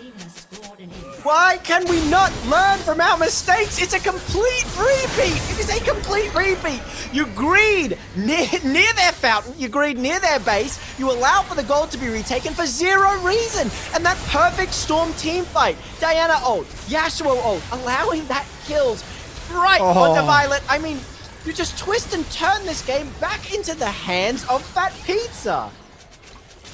I cannot believe what I am witnessing. And for those that may not have been around back in the good old days, back in Osa's glory days, Praedyth actually began his pro career as a top laner. So he's very accustomed to these melee champions, right? I mean, he was known for playing things like the Fiora and the Camille. So it's not like he doesn't know how to play Yasuo, and he just received a lot of gold, managed to somehow find his way onto that server and take him out almost solo. So it's definitely a very interesting game. Now, Soul Point is going to be picked up here, as Complex actually teleports down, but doesn't realize that it's his top tower that's now under threat. Yeah. I've got to say as well, I mean, a complete turnaround in terms of gold. The bounties have gone over to the side of fatpizza now. This Diana is really threatening. You've got a Rabadon's, you've got a Nash's, and you still have access to that Shattered Arm Guard. She can afford to make a ginormous play and still get out okay. I disagree with the Zed build, though. Oh, and here's that enormous play, completely gone. Nice. Spell shield. Nice spell shield from Violet, and that's going to be the Diana just taken out. Does find a good chunk of damage for it, though, as Violet does lose out on his ult. But that's all it really costed. I mean, Bulldog as well, using that Taric ult. Malphite, though, you see him eyeing up something. He wants Unstoppable Force online. He's hungry. It really was a... I mean, I was just saying how big this Diana was, but once again, when everything is front-loaded into one ability, yeah, you can jump on him, but if you miss that ult, Violet can just walk straight away, and they did not have that Yasuo backup or any of the follow-up CC that they need. I was just speaking, though, the double black cleaver on this team, is that amazing? Is that correct? I mean, I think it's okay this game, because quite often your Senna and your Zed are going to be hitting different targets. So it's not the worst, right? So, I mean, you could go the Shireldas, but I think Shireldas just kind of sucks. And so, yeah, I think it's pretty good. I do think Senna this game probably does want to, I mean, she does kind of want to be tanky as, well, Malphite ult is going to get into safety. It's hard. It's hard, ultimately. I think there's not really many options. You kind of, because you're opting into heal cut on the Senna, want to go mortal, but it is just so hard to get to and doesn't offer you that much in terms of survivability, which is something she's really going to struggle with this game. So the health is really important. But yeah, double black cleaver tends to be suboptimal, but at least this game Zed and Sen are not likely to be hitting the same people. It's true. That's very true. We also get finally something that I'm very happy to see. The Serpent's Fang on that Zed though is going to do a little bit of a number. Although in terms of shielding, hold on. What shielding is there for the likes of Rush Hour? There's the Locket, there's Fimbulwinter, and there's just Taric. So it's reasonably fine. Yeah, I don't think it's the be-all end-all, but it is good. Yeah, I think it's okay. I just in terms of Taric shielding, it's more so healing that he applies. I mean, yes, you've got that Locket, and you've got the E from Taric there. But in terms of like that in of itself is only a small shield, and only ever scales up to about 200 or 300. It's more so just there's so much healing Taric can do with these stacks of Starlight's Grace. For sure. I mean, admittedly, this Serpent's Fang item is just efficient almost anyway. Ultimate coming through! Get something here. That's going to connect. That's one very dead Diana. Can he find a way and find a big... Oh, yes, he can, but no one's there. Oh, man, what could have been? Baron now spawning, and it's going to be a 4v5 to try and defend it. Pilot does lose out on his ult as well as Strawberries, but with Taric ult there and Malphite ult as well, it's very difficult to really find anything. I mean, it was a beautiful Diana engage, but yeah, without Yasuo there, it's just for nothing really. Ooh, looking for the steal. Nothing, and that's Baron going over. Still only in fact, I hate to say it, is that a 100 gold lead it is, on the side of Rush Hour? Is that just 200? And it's like, look at the Zed. Almost like 3k up. Yeah, wow. What is this Aurora doing in all fairness? Yeah, Flame Horizon. And this truly. Take a look. Counting his lucky blessings. From Strawberries here, like a golfer hitting a hole-in-one straight onto that Diana. Insta-stun, you are dead. And very greedy not to flash it. I mean, I get it, right? You're on the Diana, you kind of want flash to ensure you can get to Violet. But also, if you don't flash there, you lose Baron. So it's, I mean... It's certainly an interesting play, yeah. We are going to hit, take a look, Violet's going for that GA 4th. If that comes online, it's going to be a real tricky because that's a complete counter to your very one-shotting burst abilities. It does not matter if you die because you don't have that twice. You don't have those ultimates twice in a fight. That is true, as they're looking for Violet now. Terracol might be able to come through, and it will, but can they get out? So Lofu's trying desperately to do so. Into the backline they go, but once again, there's just no follow-up damage. Praedyth will be able to claim one, but he's almost certain to fall afterwards, and there he goes down. Now Baron and 4 members, the flash is there. It's only going to be a responsible Corp of the body slam trying to get himself away. Does get the explosive barrel landing onto Derma, who's tanking up this tower and might actually go down for it. He's staying under that tower, does eventually take it out. There's still 4 members strong, just the 2 of fatpizza is going to make this a possible end for the side of Rush Hour. Certainly is available to them right now with still 20 seconds on most of these cooldowns and this Baron buff. They're gonna look for it. Take a look. They're definitely gonna look for it. They didn't get it before. But Derma's not going under the fountain this time. Yeah, he's trying to take out or trying to disrupt as best he can, but the Baron minions, there's nothing he can do. Down go the Nexus towers, and down will go the Nexus. We're gonna go to a game 5. It was a fancy team comp coming out, but it wasn't good enough. This is gonna be game 5. Did you think this was gonna happen, Vestion? Did you really think a game 5 was gonna come out? Honestly, not really, and I think it didn't have to, but I like the innovation. I like picking out this Yasuo, and I think it could have gone well. And honestly, they probably were in a great position to win had they not gone for a dive in the bot lane and given over a triple kill at 4 minutes into a Simic. I think that made the game very difficult. We really saw some of those little engages, you know, a big Diana Yasuo's. It did look good. But at that point, the Sivir was so big, she could survive that engage and then just turn it with her damage. I want to point out at the end there, Bulldog's Taric R removing that Diana from the team fight. She dumped her full R into that Taric invulnerability and just nothing was coming out of it. But in terms of MVP, I've got to ask you, Vestion, I've really got to ask you, who do you think?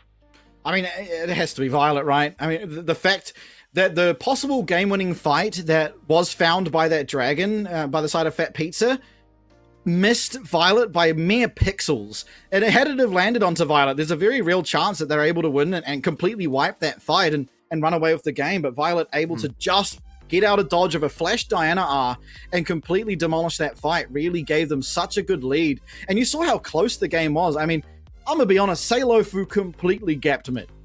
Yeah, but Violet was just so far ahead, it was very difficult to deal with. Yeah, I mean, Complex really wasn't visible too much in these games, in this game.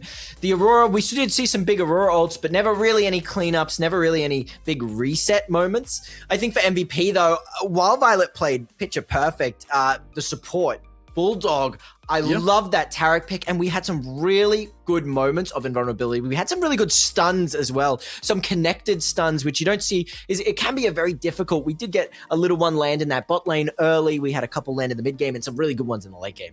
And overall, yeah, I think I would aim to give it to Bulldog there. But that bot lane, I mean, Bulldog Violet, we really saw it come into its own there. What a powerhouse, really. What a powerhouse. Yeah, very much so. And I think as well, we're kind of now nearing the end of the sort of tier 1 AD carries, and so I think now, obviously the Yasuo is being removed doesn't matter whatsoever, but I think now we're getting to the territory where I'd favor, in general, the pool of Praedyth, right? He still has that Aphelios open, which in my mind is actually like very near to a tier 1 champion as long as you're able to play it. And I think that's a very scary champion that can go over. Supports, again, there's still just all the engaged supports in the world available. And so when it comes down to this game 5, and you've got a player like Praedyth that can play this Aphelios, I think the only real champ that is likely to be able to match it well is either the Corki or the Caitlyn. And it comes down to, are they going to be willing to pick it or not? Because it's hard to tell. Yeah, I mean, and at this point, game 5 with Fearless so into effect, there's such a very limited amount of ADCs left, all things considered. But we also have to consider the other aspects of the top lane is as dry as bone right now. If we're bringing out game 4, we're bringing out Strawberry's Briar top. We have to flex her from the jungle. What the hell are we going to see? I mean, what could we possibly see? Yeah, I mean, we just have to be out of champs up there by now, right? I mean, there are very easy to play champs that still exist. I mean, Renekton. Malphite's gone, though. Malphite's gone, though. That is true, but there's still like Renekton. And Renekton will just give you a lane phase that's perfectly manageable if you wanted to pick it. So I mean, I'm not too sure of which of them would pick the Malphite. I mean, sorry, the Renekton or not, but that does still exist. And again, I mean, it's hard to tell. I mean, who would have predicted the draft we just saw? Absolutely. I didn't predict it. And I know this, I'm not going to be able to predict the next one. But before we get into that next draft, we're going to take a short break. But stay tuned for game 5 of this series. Unbelievable, I'm saying that.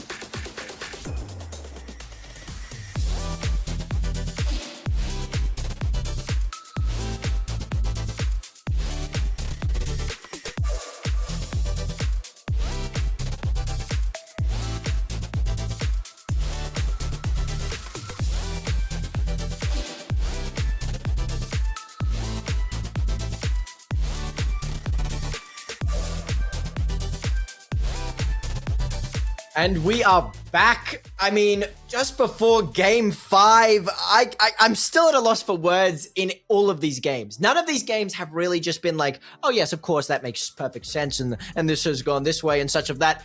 But we find ourselves at the end, Vestion. We truly do. What do you think? I don't really know what to think at this point. I mean, we've gone so derailed, you know. We had the Yasuo, Senna come out in that one. I mean, I think we're going back to tried and tested down in the bot lane.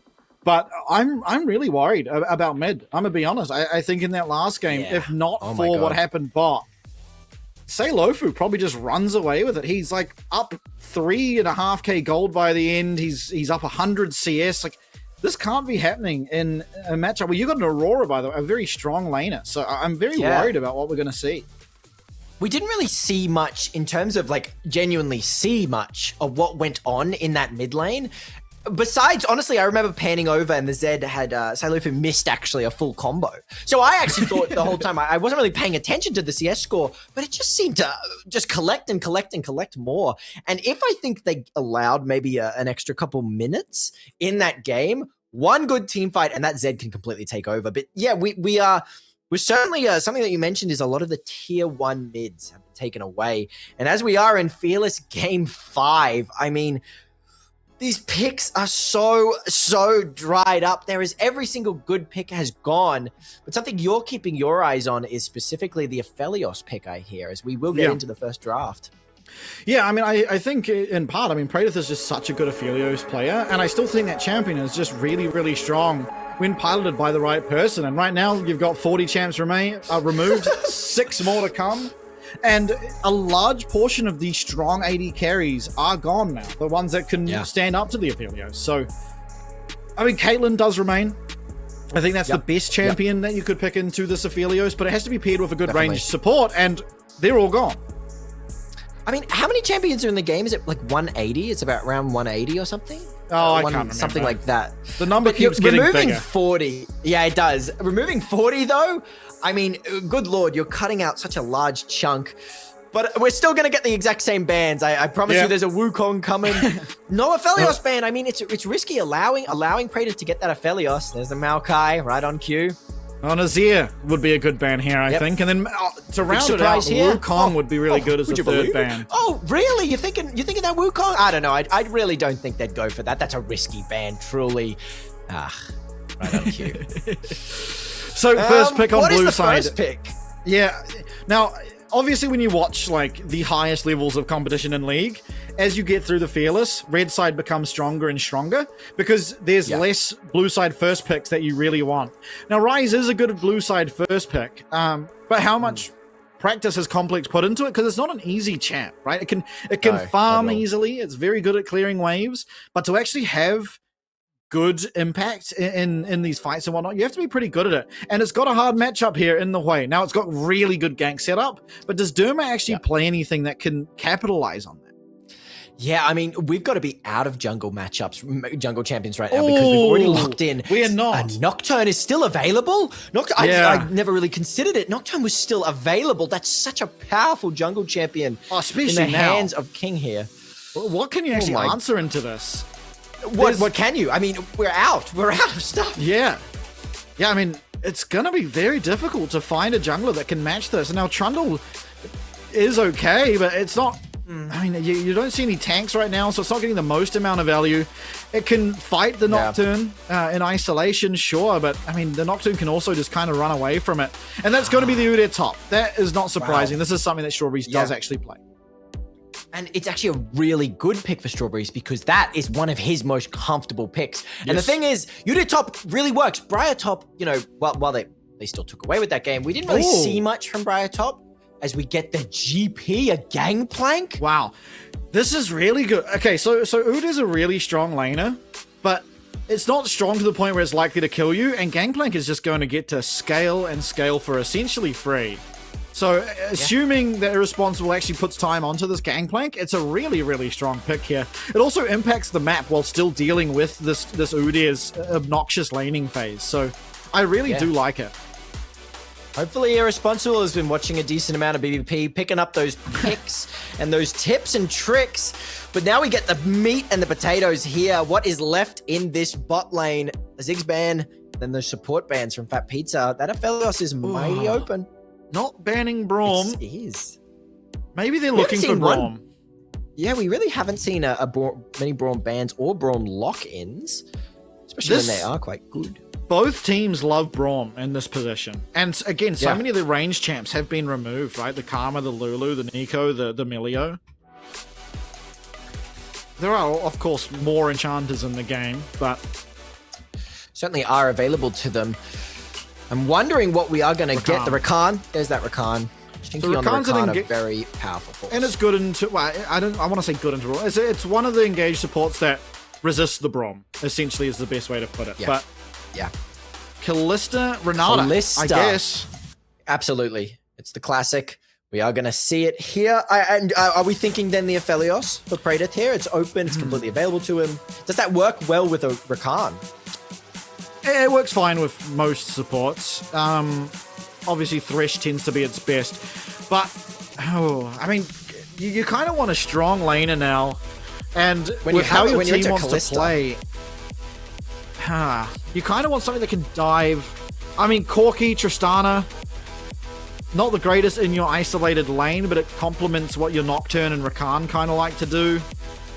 But it is just going to be the Aphelios. It's fine. I mean, you can still impact from far away. But absolutely. Yeah, I mean... What are we talking in terms of comps, though? What are we thinking in terms of comps? Who comes out on top? This GP's got to be the deciding factor. If Irresponsible can, pilot this GP, pilot it safely through the laning phase, especially on someone who's so confident on their pick. I mean, this Udyr, it's an incredibly high-level pick, one of the best Udyrs on the server. We're going to get into match now and see. I think my biggest concern this game, and I've said this like every game, by the way, and it's truly not me trying to be play favorites, but who on the side of Rush Hour is ever threatening Aphelios Hui Gangplank outside of a Ryze? Who is actually ever threatening those guys? There is zero engage. There is a Trundle Pillar. Yep. That's it, by the way. There is a Udyr running at you and a Trundle Pillar, and that's about it. And then look at the side of fatpizza. You've got a Nocturne and you have the Rakan. You can just slap down a big GP ult. I mean, the world is your oyster right now if you're fatpizza. I mean, it's really important this game for Danny on the Nocturne to not engage too early. Because that is the easiest loss con is Nocturne overextending, and then they don't need to engage, right? Someone's just in their face, and that's kind of what Rush Hour need. But you don't need to do that as fatpizza. You play so well from range that, and there's just no threat on you that you can kind of do whatever you want, and there's nothing really that Rush Hour can do in response as long as you're playing around those ranges and you're not overextending. Yeah, and I mean, fatpizza have to be. Oh my god. fatpizza actually has to be quite aware of the fact, the downfall and the downfall of Rush Hour's comp. I mean, it really is visible to the naked eye and to anyone. So their main goal has got to be, we need to get ahead early. If we cannot get a lead early and start stacking dragons, if it ever makes it to late game, which pretty much all of these games have, it will spell disaster for us. Yeah, and look, they've got a very hard-winning bot lane for the time being. Yeah. But that's, I mean, somewhat by design, right? You've got a Kalista into a Aphelios, so you should be winning the lane. But, I mean, the scaling favoring the side of fatpizza, the team fighting should favor them as long as they're not overextending with these Nocturne ults. I mean, honestly, this game is a game where you can probably just use Nocturne ult almost solely for the condition of turning the lights off, right? You see a Kalista ult, maybe looking for a Renata engage, and you just turn the lights off. You don't need to engage on the side of fatpizza. You never need to engage. You can just keep playing a retreat style, and you'll just win the game eventually. But this is what has to happen. These dives has to happen. We have to get ahead early. It looks like Derma is available. Understands that. Yeah, they are playing very aggressively, which is exactly what they need to do, but they miss most things onto Praedyth, and he has the barrier. Ooh. There is going to be the hostile takeover, but they don't have the damage. One kill comes through. Derma cannot look for this dive again, so it's a 1-for-1. But importantly, it is going to be this Aphelios missing a lot of CS. Now it is looking to be traded. Udyr, a very strong lane phase and irresponsible, extremely low. But unfortunately, with that Q missing, it's not likely you're going to be able to take down this Udyr. He is trying, however. But not getting that extra damage and extra movement speed from this Q means there isn't really an opportunity for him to. A lot of the early damage from Nocturne does come through actually playing on your Q. It gives damage. And so not having it does make it a lot harder to kill. Look at this dive. I mean, really good dodging from Predator there. Pretty much all the key abilities are removed, but just that Renata allowing for so much time. I believe that was 2 extra tower shots allowed to be taken there, which is really enough to get that dive through. And yeah, I think, you know, the tolls of how many games have been played. 5 games is a really decent amount of games. And we saw that extra flash from the Nocturne there, which in most situations, you know, most people are aware of just how tanky Udyr is, how much move speed he has. It seemed a little bit, maybe like a rage flash. You really wanted to force something there when you really didn't have to. Yeah, it might have been years since Dre has been able to queue up 5 games in a row without playing 2, getting tilted and going on to TFT. So it must be taking somewhat of a toll on him especially. I think that's the thing. I mean, mental is so strong. We saw it in the games with Nox, where mental can just completely take over and ruin, make or break a game. And so these players' mentals are going to have to stand the test of 5 games, and we really see it here. Good amount of damage there onto Violet, but still you can see the bot lane of fatpizza definitely struggling to get access to these minions as Bulldog. Complete control over this bush means it's impossible for Predator to ever dream of walking up, especially no summoners available to him, and still got that opportunity for the flash snare coming out of Bulldog. Yeah, it is always available. You have that flash on Renata. And what does, in terms of Nocturne, we've had that failed gank top. Are you just looking to power farm to 6 now, or are you going to try and make some more plays? Well, yeah, essentially on Nocturne, that should always be the idea, right? Is I mean, even if you can find a kill early, then it's like crazy, and you've gotten way more than you should have. But in reality, you shouldn't realistically have a chance to get a kill pre-6. And so, yeah, I think it slowed down his progress towards that mark, but it is essentially what he should be doing from here on out. Now, Dragon started up nice and early once again. Derma loves these early Drakes, but that's exactly what this team comp needs to do. They have to move early, they have to be quick, they have to be efficient, and this is certainly what they want to be doing as the Drake spawns and is taken immediately. Yeah, nice early for him. He is falling behind, though, in terms of that jungle clearing. The Hui Rise matchup, how does that usually typically go? That'd be Hui favored, I'm sure. Yes, yeah, it is Hui favored. It's just Rise can't really interact with the Hui, and Hui can match the clear speed of a wave with Rise. So basically, it just means that if Hui wants to push right, he doesn't have to use abilities on the Rise, and if Rise starts to try and push, he can use the abilities on the wave, and often subsequently hit the Rise at the same time while being out of range of the spread damage that can come through those Essence Fluxes. It's something that I'm going to be keeping a little bit of eye on just after... Ooh, slight miss on that fear. After that last game's little Horizon focus, I'm going to be keeping my eye on this mid lane just to see what Sylofu is doing to get so far ahead. Yeah. GP Udyr, I mean, he's doing well. Only 10 CS behind. I think this is what you want out of a little GP. Yeah, I think ultimately it's a matchup where you probably can just be even in, but regardless, missed a couple of CS here and there. He's still probably ahead in gold due to the Gangplank passive. GP passive, yeah. We wanted to give that hyper-scaling lane bully even more gold with that global. I'm wondering as well, though, Hui Blackfire into not opting for that Seraphs. I really like this. I like these more heavy damage orientated mid laners here. We have seen that Orianna. We saw that Orianna, I believe, in game 1 going for the Roa. Really, you know, it was fine, I guess. But I much prefer a mid laner that wants to take a bit of charge. Yeah, well, I mean, again, it's similar to that Orianna game, honestly. There's just no threat on this way, so there's no point in using it. Flash immediately from Violet. Bulldog slightly slow on it. It is going to get caught up. Bailout's there, but he's not going to be able to stay alive. Violet does not have the DPS to turn this around. Does get caught out as well as Cannon Barrage also flies down. Violet losing out on that flash, not quite level 6, so perfect timing actually found there from the jungler of fatpizza to be able to punish this bot lane before they get those defensive capabilities. Yeah, and I mean, it was just good timing. As you said, Violet wasn't 6, so couldn't pull back Bulldog at all.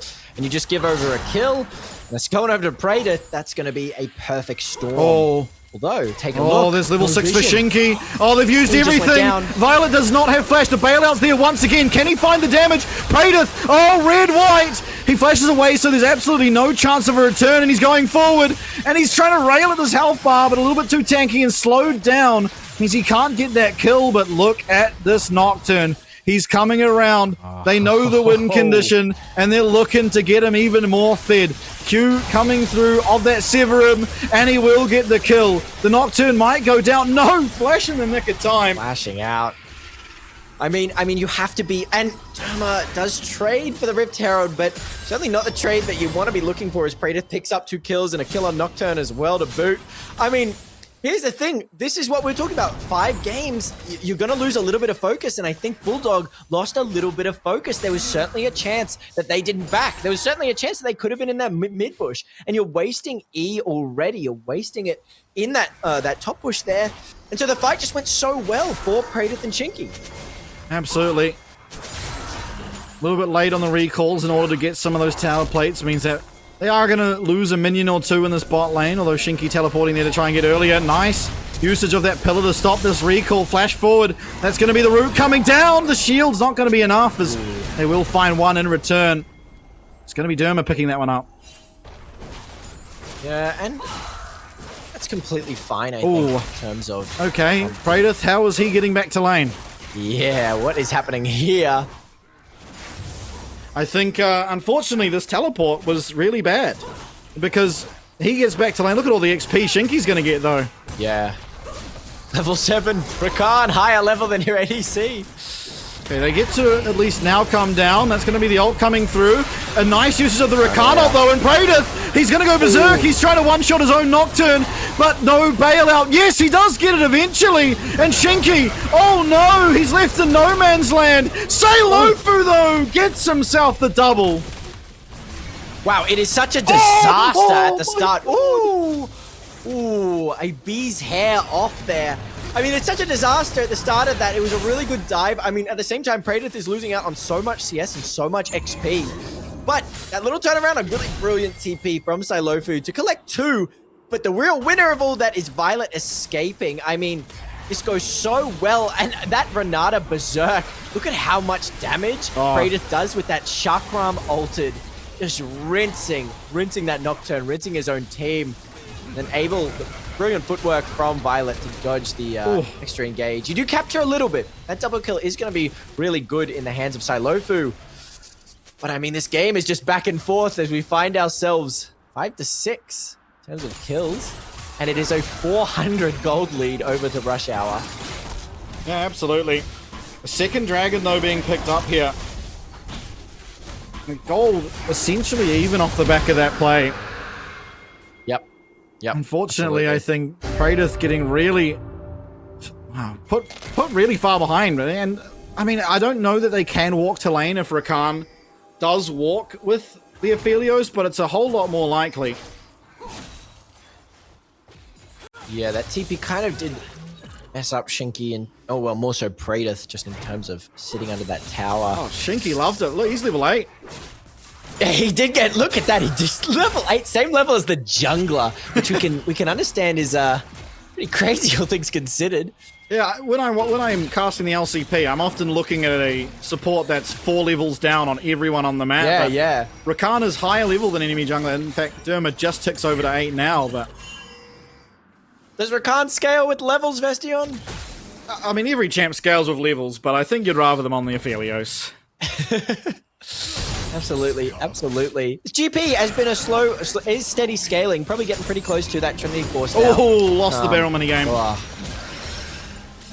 Making a very decent trade with that. Oh, how fun is this? Look at this Udyr champion. Look at this Udyr champion. Oh no, you didn't need to. He just flashed to send the message. Message received. Your champion is broken.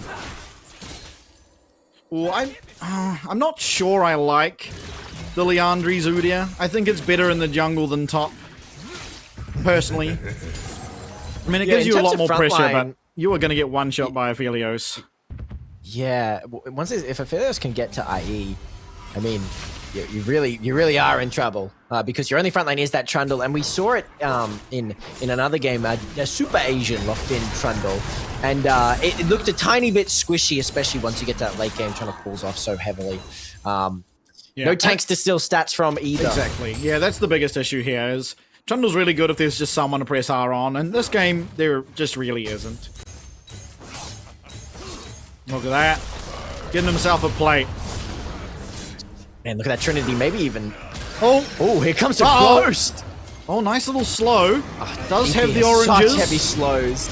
Barrel game. I wonder. Okay, he's fine.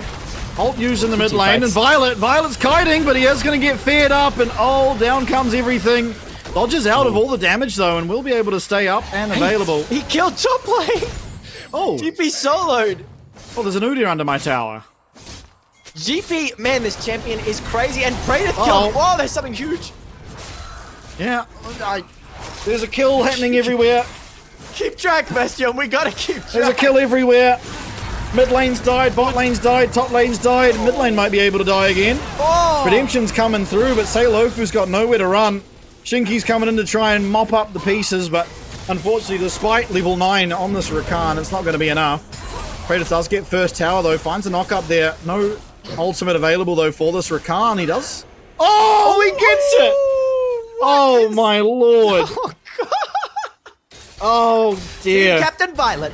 Now. Fatigue. I'm putting this down to fatigue. Yeah, I mean, Game 5, these players have got to be so tired at this point. Something I want to point out here, not in this team fight in particular, but the Seilofu missing that QE onto Violet. Yeah. Violet sidestepped it just really perfectly and just got out of the way. But it certainly was really bad because Seilofu would have collected that kill and then none of this would have occurred. Although we wouldn't have Shinky cleaning up that little kill. This is a happy support. This is a very happy support. This is the most fed Rakan I think I've ever seen. And what happened top? I mean, Strawberries must have chased Irresponsible under tower and taken his life for the works as well. Just got a shot in the head by both the tower and Gangplank. What is going on? I'm barely keeping afloat at this point. I mean, these games are just so absurdly crazy. They really are.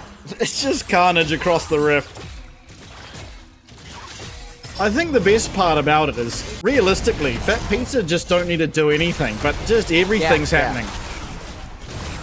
I mean, and Rush Hour, that's exactly the thing though. Rush Hour understands that they don't have to do anything, and they're forcing so much stuff that they are doing well. Although I've got to say, I mean, how is there such a heavy gold lead? And yes, it is heavy. A 1k gold lead at this point in the game with the champions that you have.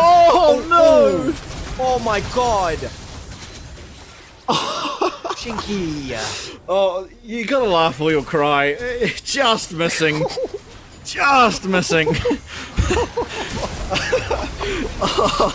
Oh, dearie me. Oh, there's an engage happening in the bot lane. I think, unfortunately, that is a very dead rise. He is rather tanky, but will fall. It is a top lane tower. Taken out in the meantime. And that is going to stop your steamroll for Rush Hour. Someone has to go up there. Okay, Teleport's going to answer it. So it's going to be Seilofu heading up there on the way, and it looks like they're not so willing to give over this third dragon, but I don't know if they have much of an option. Dermagon is here. No, doesn't get it. Praedyth trying to find the damage here. Does flash away. Doesn't really have all that much, but Violet's locked up in the middle. Can he get the reset? Yes, he can, but he is going to be taken out. And Irresponsible trying to do the damage as Strawberries will make his way back. A nice knock up from Shinky. A nice chunk of damage from Irresponsible. Two people left on each side, and Seilofu will land the fear to disengage the fight. I'm losing my mind, Vestion. These team fights are crazy. These team fights are crazy. Yeah. It does go in the way in terms of that dragon going over to fatpizza. But the kill now, instead of that 1k gold lead on fatpizza's side, it's gone over and equalized a little bit, almost 1k to Rush Hour here. Yeah, Strawberries arriving at the end there, able to clean up that one kill and was answered back, but my lord. I mean, this was without your eyes. It started with this.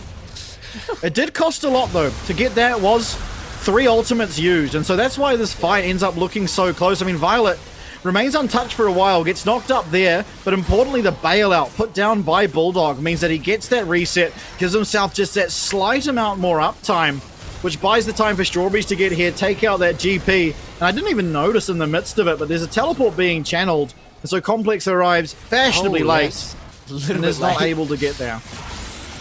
Your favorite style indeed. What do you think about the macro play in terms of how differently does that fight go if Silofu's there? The fact that he has to TP top. Yeah, I mean, oh, sorry. It does definitely go a lot different, right? I mean, if Silofu's there, it's much better. But in retrospect, right, like if you don't teleport top, then you just lose your inner tower top. So it's, you're kind of forced to do that.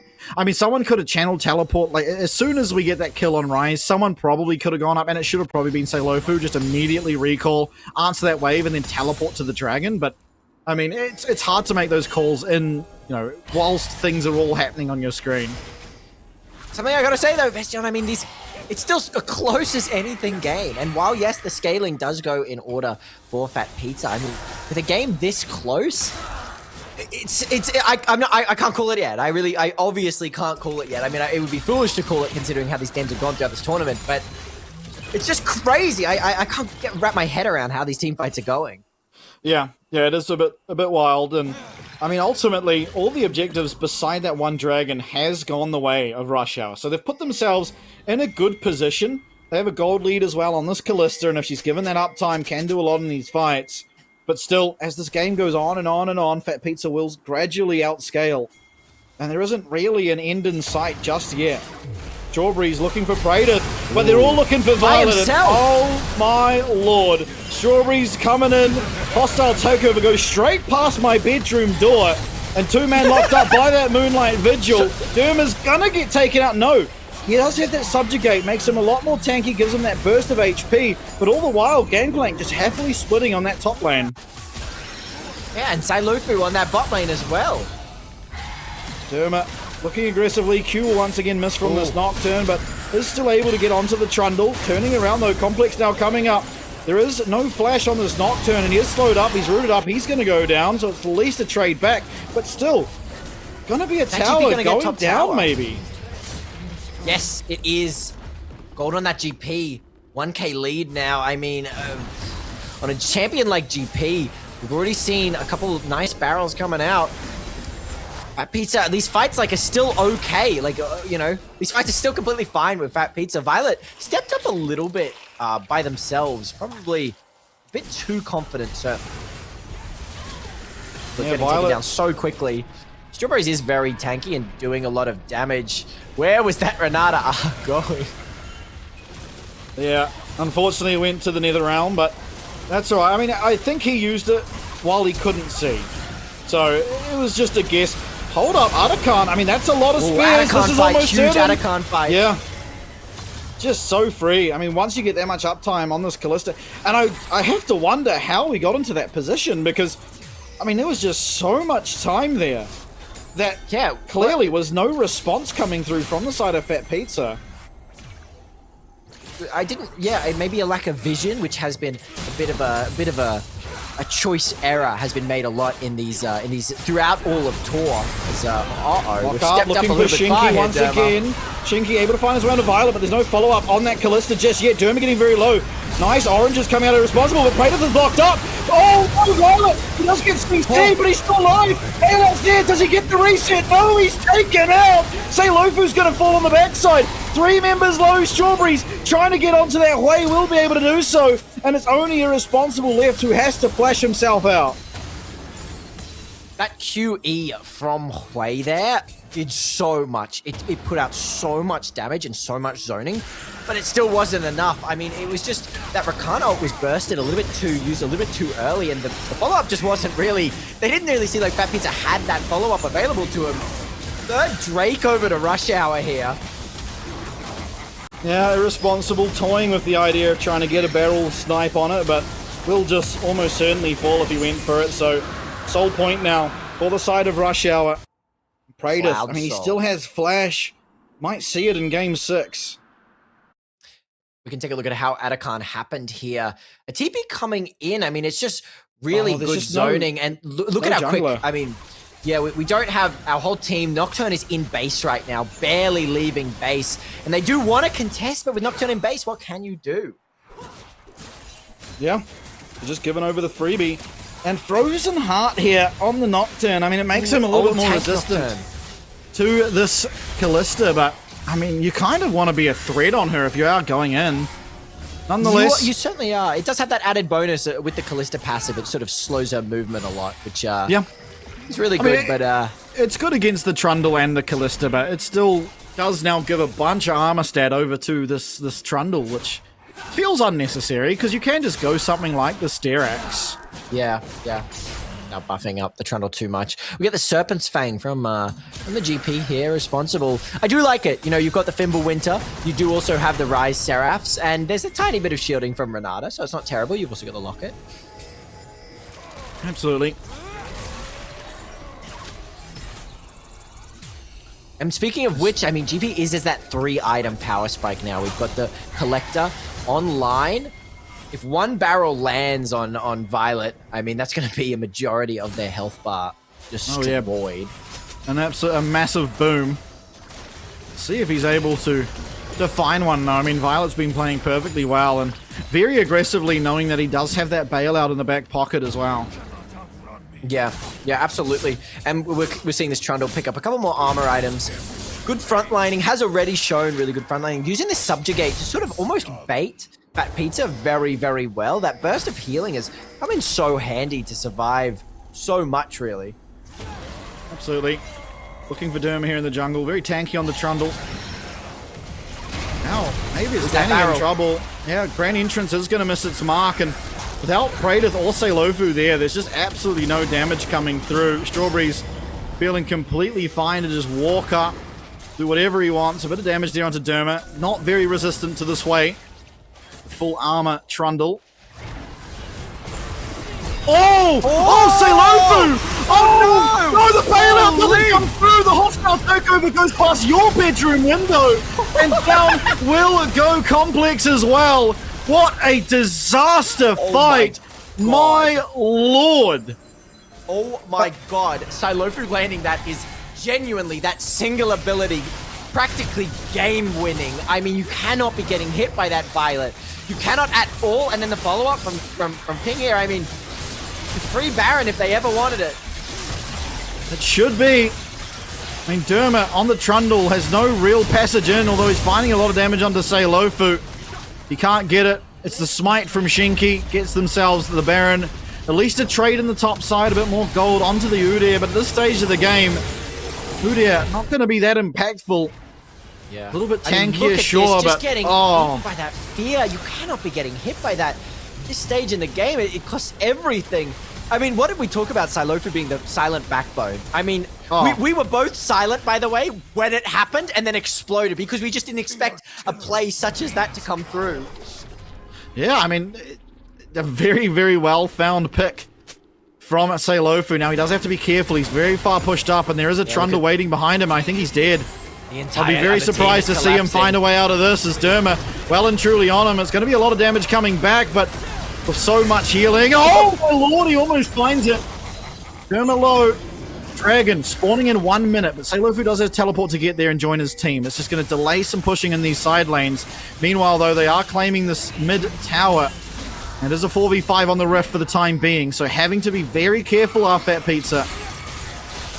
They do opt in for a fight now. Oh my god! GP is online, baby. GP is online.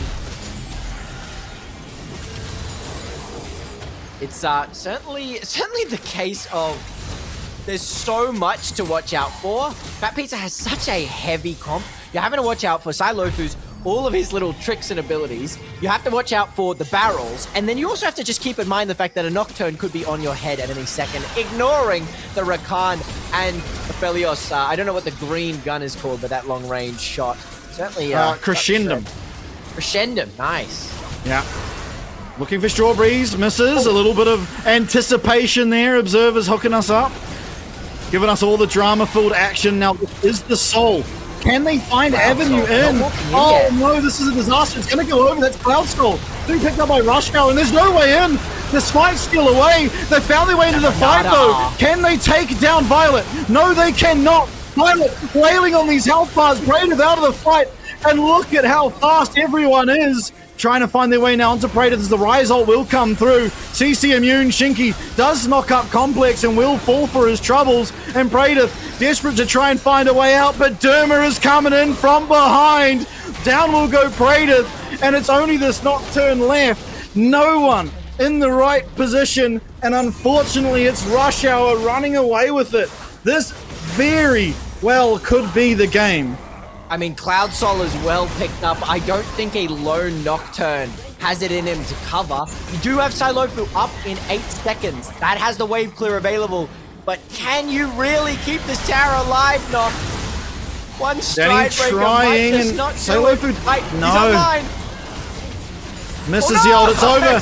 It's over. It's taken 5 very back and forward games, but it will be Rush Hour now progressing to the grand final. Holy God. Holy God. What a crazy game to end on. Once again, Bastion, back forth, back forth, back forth. But that Renata I just want to mention that hitting 4 members of the team. I mean, what a crazy series. What a crazy, absurd series. Insane, and it well and truly made up for the other 2 Renata Rs that I saw. So I think credit definitely due there. I want to commend Rush Hour in this last game. I mean, the Artican, every single objective, they were there on time. They had the setup ready for it. They completely stopped anyone, essentially, from the side of fatpizza from entering the river almost, and were just able to take everything, despite being in a disadvantaged position and honestly just having the weaker comp. I think it's just a real testament to how well they were able to play the macro game. Yeah, absolutely. I think we saw that throughout. Derma focusing on those really early objectives. I kept seeing that first rate going away, the second rate going away, and it was so useful there. I mean, they had such a lead, and just the sheer amount of prior they had over those objectives. It really looks like that team.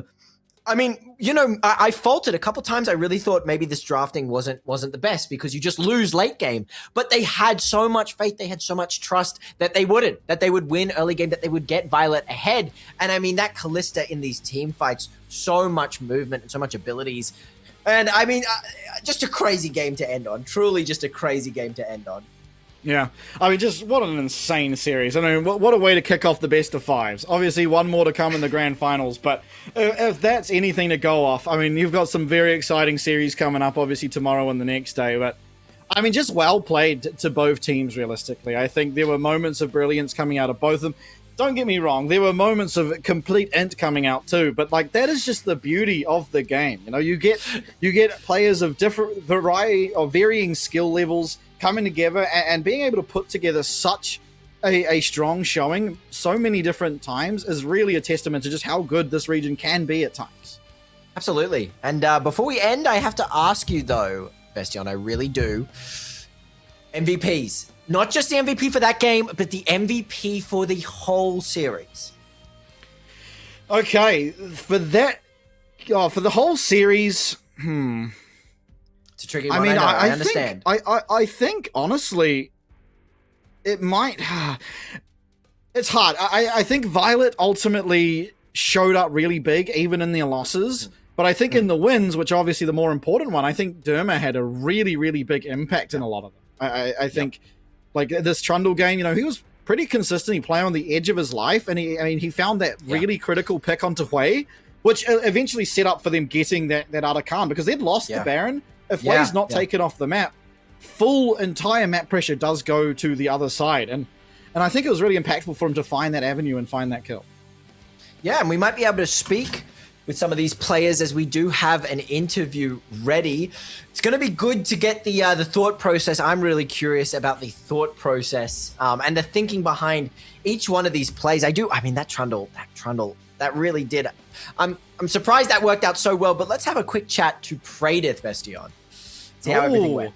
Oh, Praetorth, mate. Hey, good to see you on the big screen again. How are you doing, Praetorth? How you doing? Yeah, very, very well. Now, look, I mean, I have to open this up with the first question, and I have to look towards Game 4. what inspired, well, what brought you to picking out the Yasuo? Because obviously it was a good Yasuo team composition, but was the reason you looked to something like that because you had the center and you wanted to sort of play a melee champ enabling that pick? Or was it just because, okay, well, we have a good composition for this, so we'll play it in the bot lane? Well, if you look at the win rate for bot lane right now in TOR for the last year, it's actually just been not 80 carries, which is really fun. I'm really enjoying it actually. So I thought, damn, their ADC is pretty good. I'm just gonna pick a comp that just completely fucks him. But then we gave him 10 kills by accident. It was pretty chill. And then he carried the game. So I guess it kind of backfired, but that was the logic. Oh, fair enough. And obviously thinking towards unfortunate loss and well, my condolences on the loss of the series, but obviously you got another series coming up tomorrow. Do you have a lot of confidence coming in? Because I think ultimately everyone on your team showed up at some point in this series and really gave a really good showing. So how are you feeling obviously going into tomorrow's game? I think our losses, if I had to sum up our first game was just we did draft during draft, we didn't have a draft meeting, so that was a disaster. And then I think our second two losses, we can learn a lot from. I guess we can learn a lot from all three losses then. And I think those are necessary losses to move forward because we didn't really scrim. We didn't scrim at all. We had no scrim game, so I think we learn a lot from these losses, and we should be chilling to win the next time we verse them. And whoever else we verse, I don't really know. I feel like every other team's low-key irrelevant. It's just me and Violet. It's classic. Damn, that's powerful words. Do you have any questions, Helen? That's crazy. That's a really crazy statement. I love the confidence. In terms of what you learned from those losses and going into tomorrow's games, what is the main thing? Are you going to be focusing on that drafting? Are you going to be focusing on team fights? What's the main thing in your head going right now? I think just generally speaking, if we turn me up to about 200% and listen to everything I say, then we should be chilling. And then I think that's a big lesson. But just keeping it simple in game, because there's these people aren't very experienced, right? I mean, there are a few really inexperienced players, so it gets really hectic, and I just gotta kind of just mellow them out. Just tell them it's going to be okay. Let's just be on the same screen and we'll be fine, Sometimes. Yeah, absolutely. Yeah. It's the job of the team captain, and you're doing a wonderful job at it. So thank you so much for playing these games out, and very good luck for tomorrow. Thank you. Thank you, Paydeth. I mean, the man himself, do you love that? What do you think about that confidence? What do you think about that confidence, Vestion?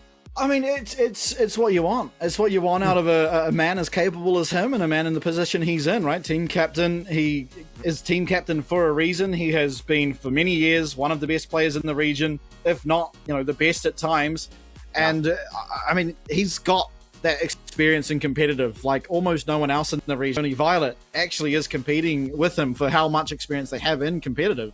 And so, I mean, I agree somewhat with what he says. Obviously, I'm not in their comms. I've never heard their comms, but he is going to have the best idea of how to play these competitive games just by virtue of having the most experience of it.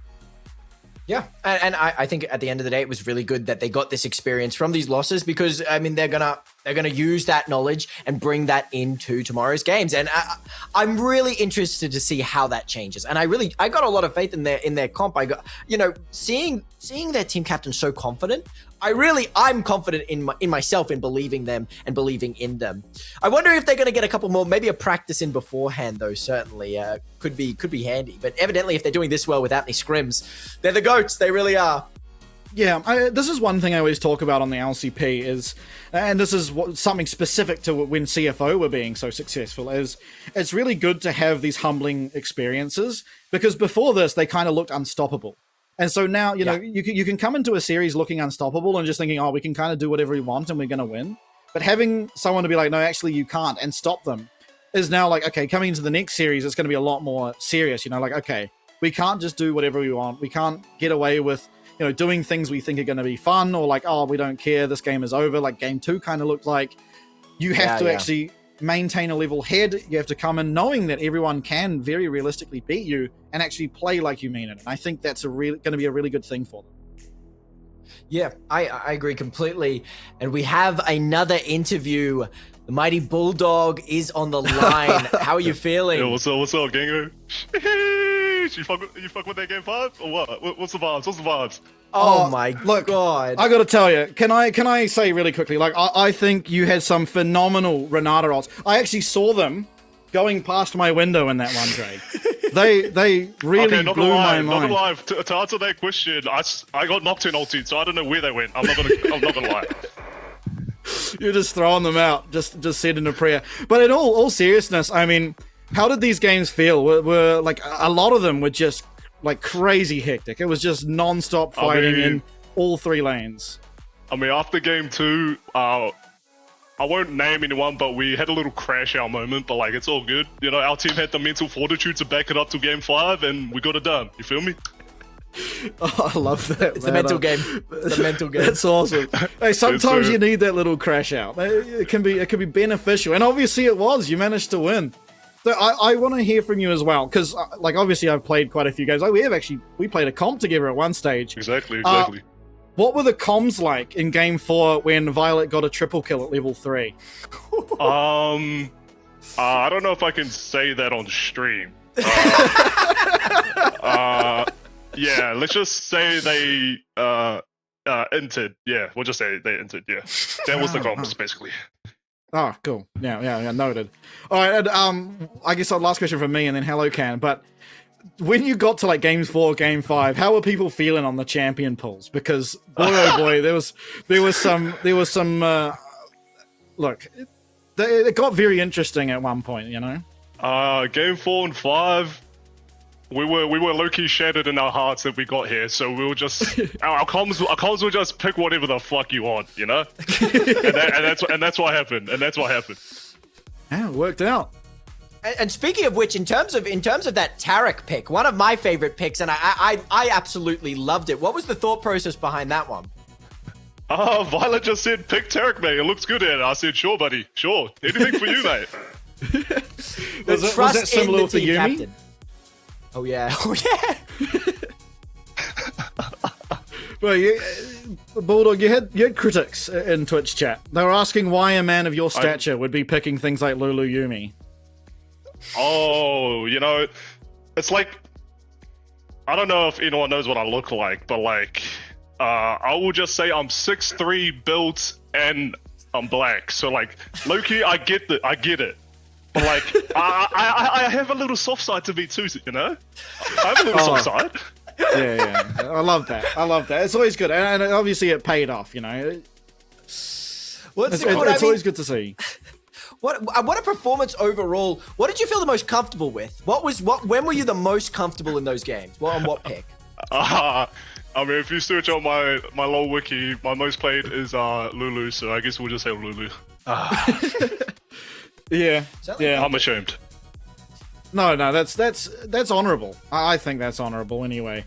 All right, and Bulldog, the hard-hitting question, mate. I want to hear from you, obviously. A big name in the Oceanic scene. What do you rate your team's odds of taking this entire tournament out? You're now in the grand finals. You've got another best of 5 coming. Oh, I'm glad you asked. Yeah, the first series in this whole tournament, we thought we were going to go first ticket to the airport on the low key. And somehow we're here. So, like, you know, whatever we get, we get. If we win, we win. You feel me? Yeah, I love that. What a beautiful mentality. Well, thank you so much, Bulldog, and congratulations on your win. I hope your team is very, very happy with that. Oh, one more thing. Sorry I don't have a webcam, but this prize pool money will be going to that. You feel me? Oh, nice. Look at that. That's wonderful. Helping the less fortunate here at TOR. Absolutely. I mean, that's what TOR is all about. Less fortunate being Ose, I guess. Thank you so much, Bulldog, and have a wonderful night. Thank you. Well, Vestion, I mean, we come to a close. I mean, it doesn't feel real after this many games. What good players we have in this region. Isn't it just the case? We have such cool players, such amazing personalities. These games, you really saw them come through in all these different picks and all these different these maneuvers, these ability usages. I mean, you just see the passion in this region. You really do. Oh, absolutely, and I think it's really a testament to. Like, I'm pretty sure I've never seen Bulldog play Tarek ever before, and the fact he's just told to do it, pulls it out, and actually plays it very well. It's like, okay, Yeah, it was well, you know, like beautiful. you can just rip out whatever you want and make it look good. So yeah, I mean, I got high hopes for them. I think, you know, hearing from Bulldog, it's just such a funny team. Had the crash out moment, still made it happen. It's like, oh, this is just beautiful. It ain't O's without a crash out. But no one else will be crashing out tonight, as I'd like to thank everyone for coming in. We'll be back tomorrow at the same time for the Losers Brackets Finals. The Grand Finals will then be held on the Sunday, the 21st. You're going to want to watch those. You can stay up to date with everything, bracket information, on the website, oceanicresurrection.com. Thank you so much, Vestion. I mean, this has been such a treat casting with you, and I appreciate it to no end. Thank you, man. It's been a pleasure. And honestly, as I said during one of the breaks, you're an absolute natural to this. You're really very, very good at being on camera and entertaining. So it's been my pleasure to be here. Thank you, Vestia. You make me blush. Oh my God. But that's all from us. Thank you so much. And I mean, by the way, no glaze, but one of the best play-by-plays I've ever heard. I mean, you're crazy on it. And also top laners as well. But that's all from us. I hope everyone has a wonderful rest of the evening. And I hope to see you all here tomorrow. A good night from us. Thank you.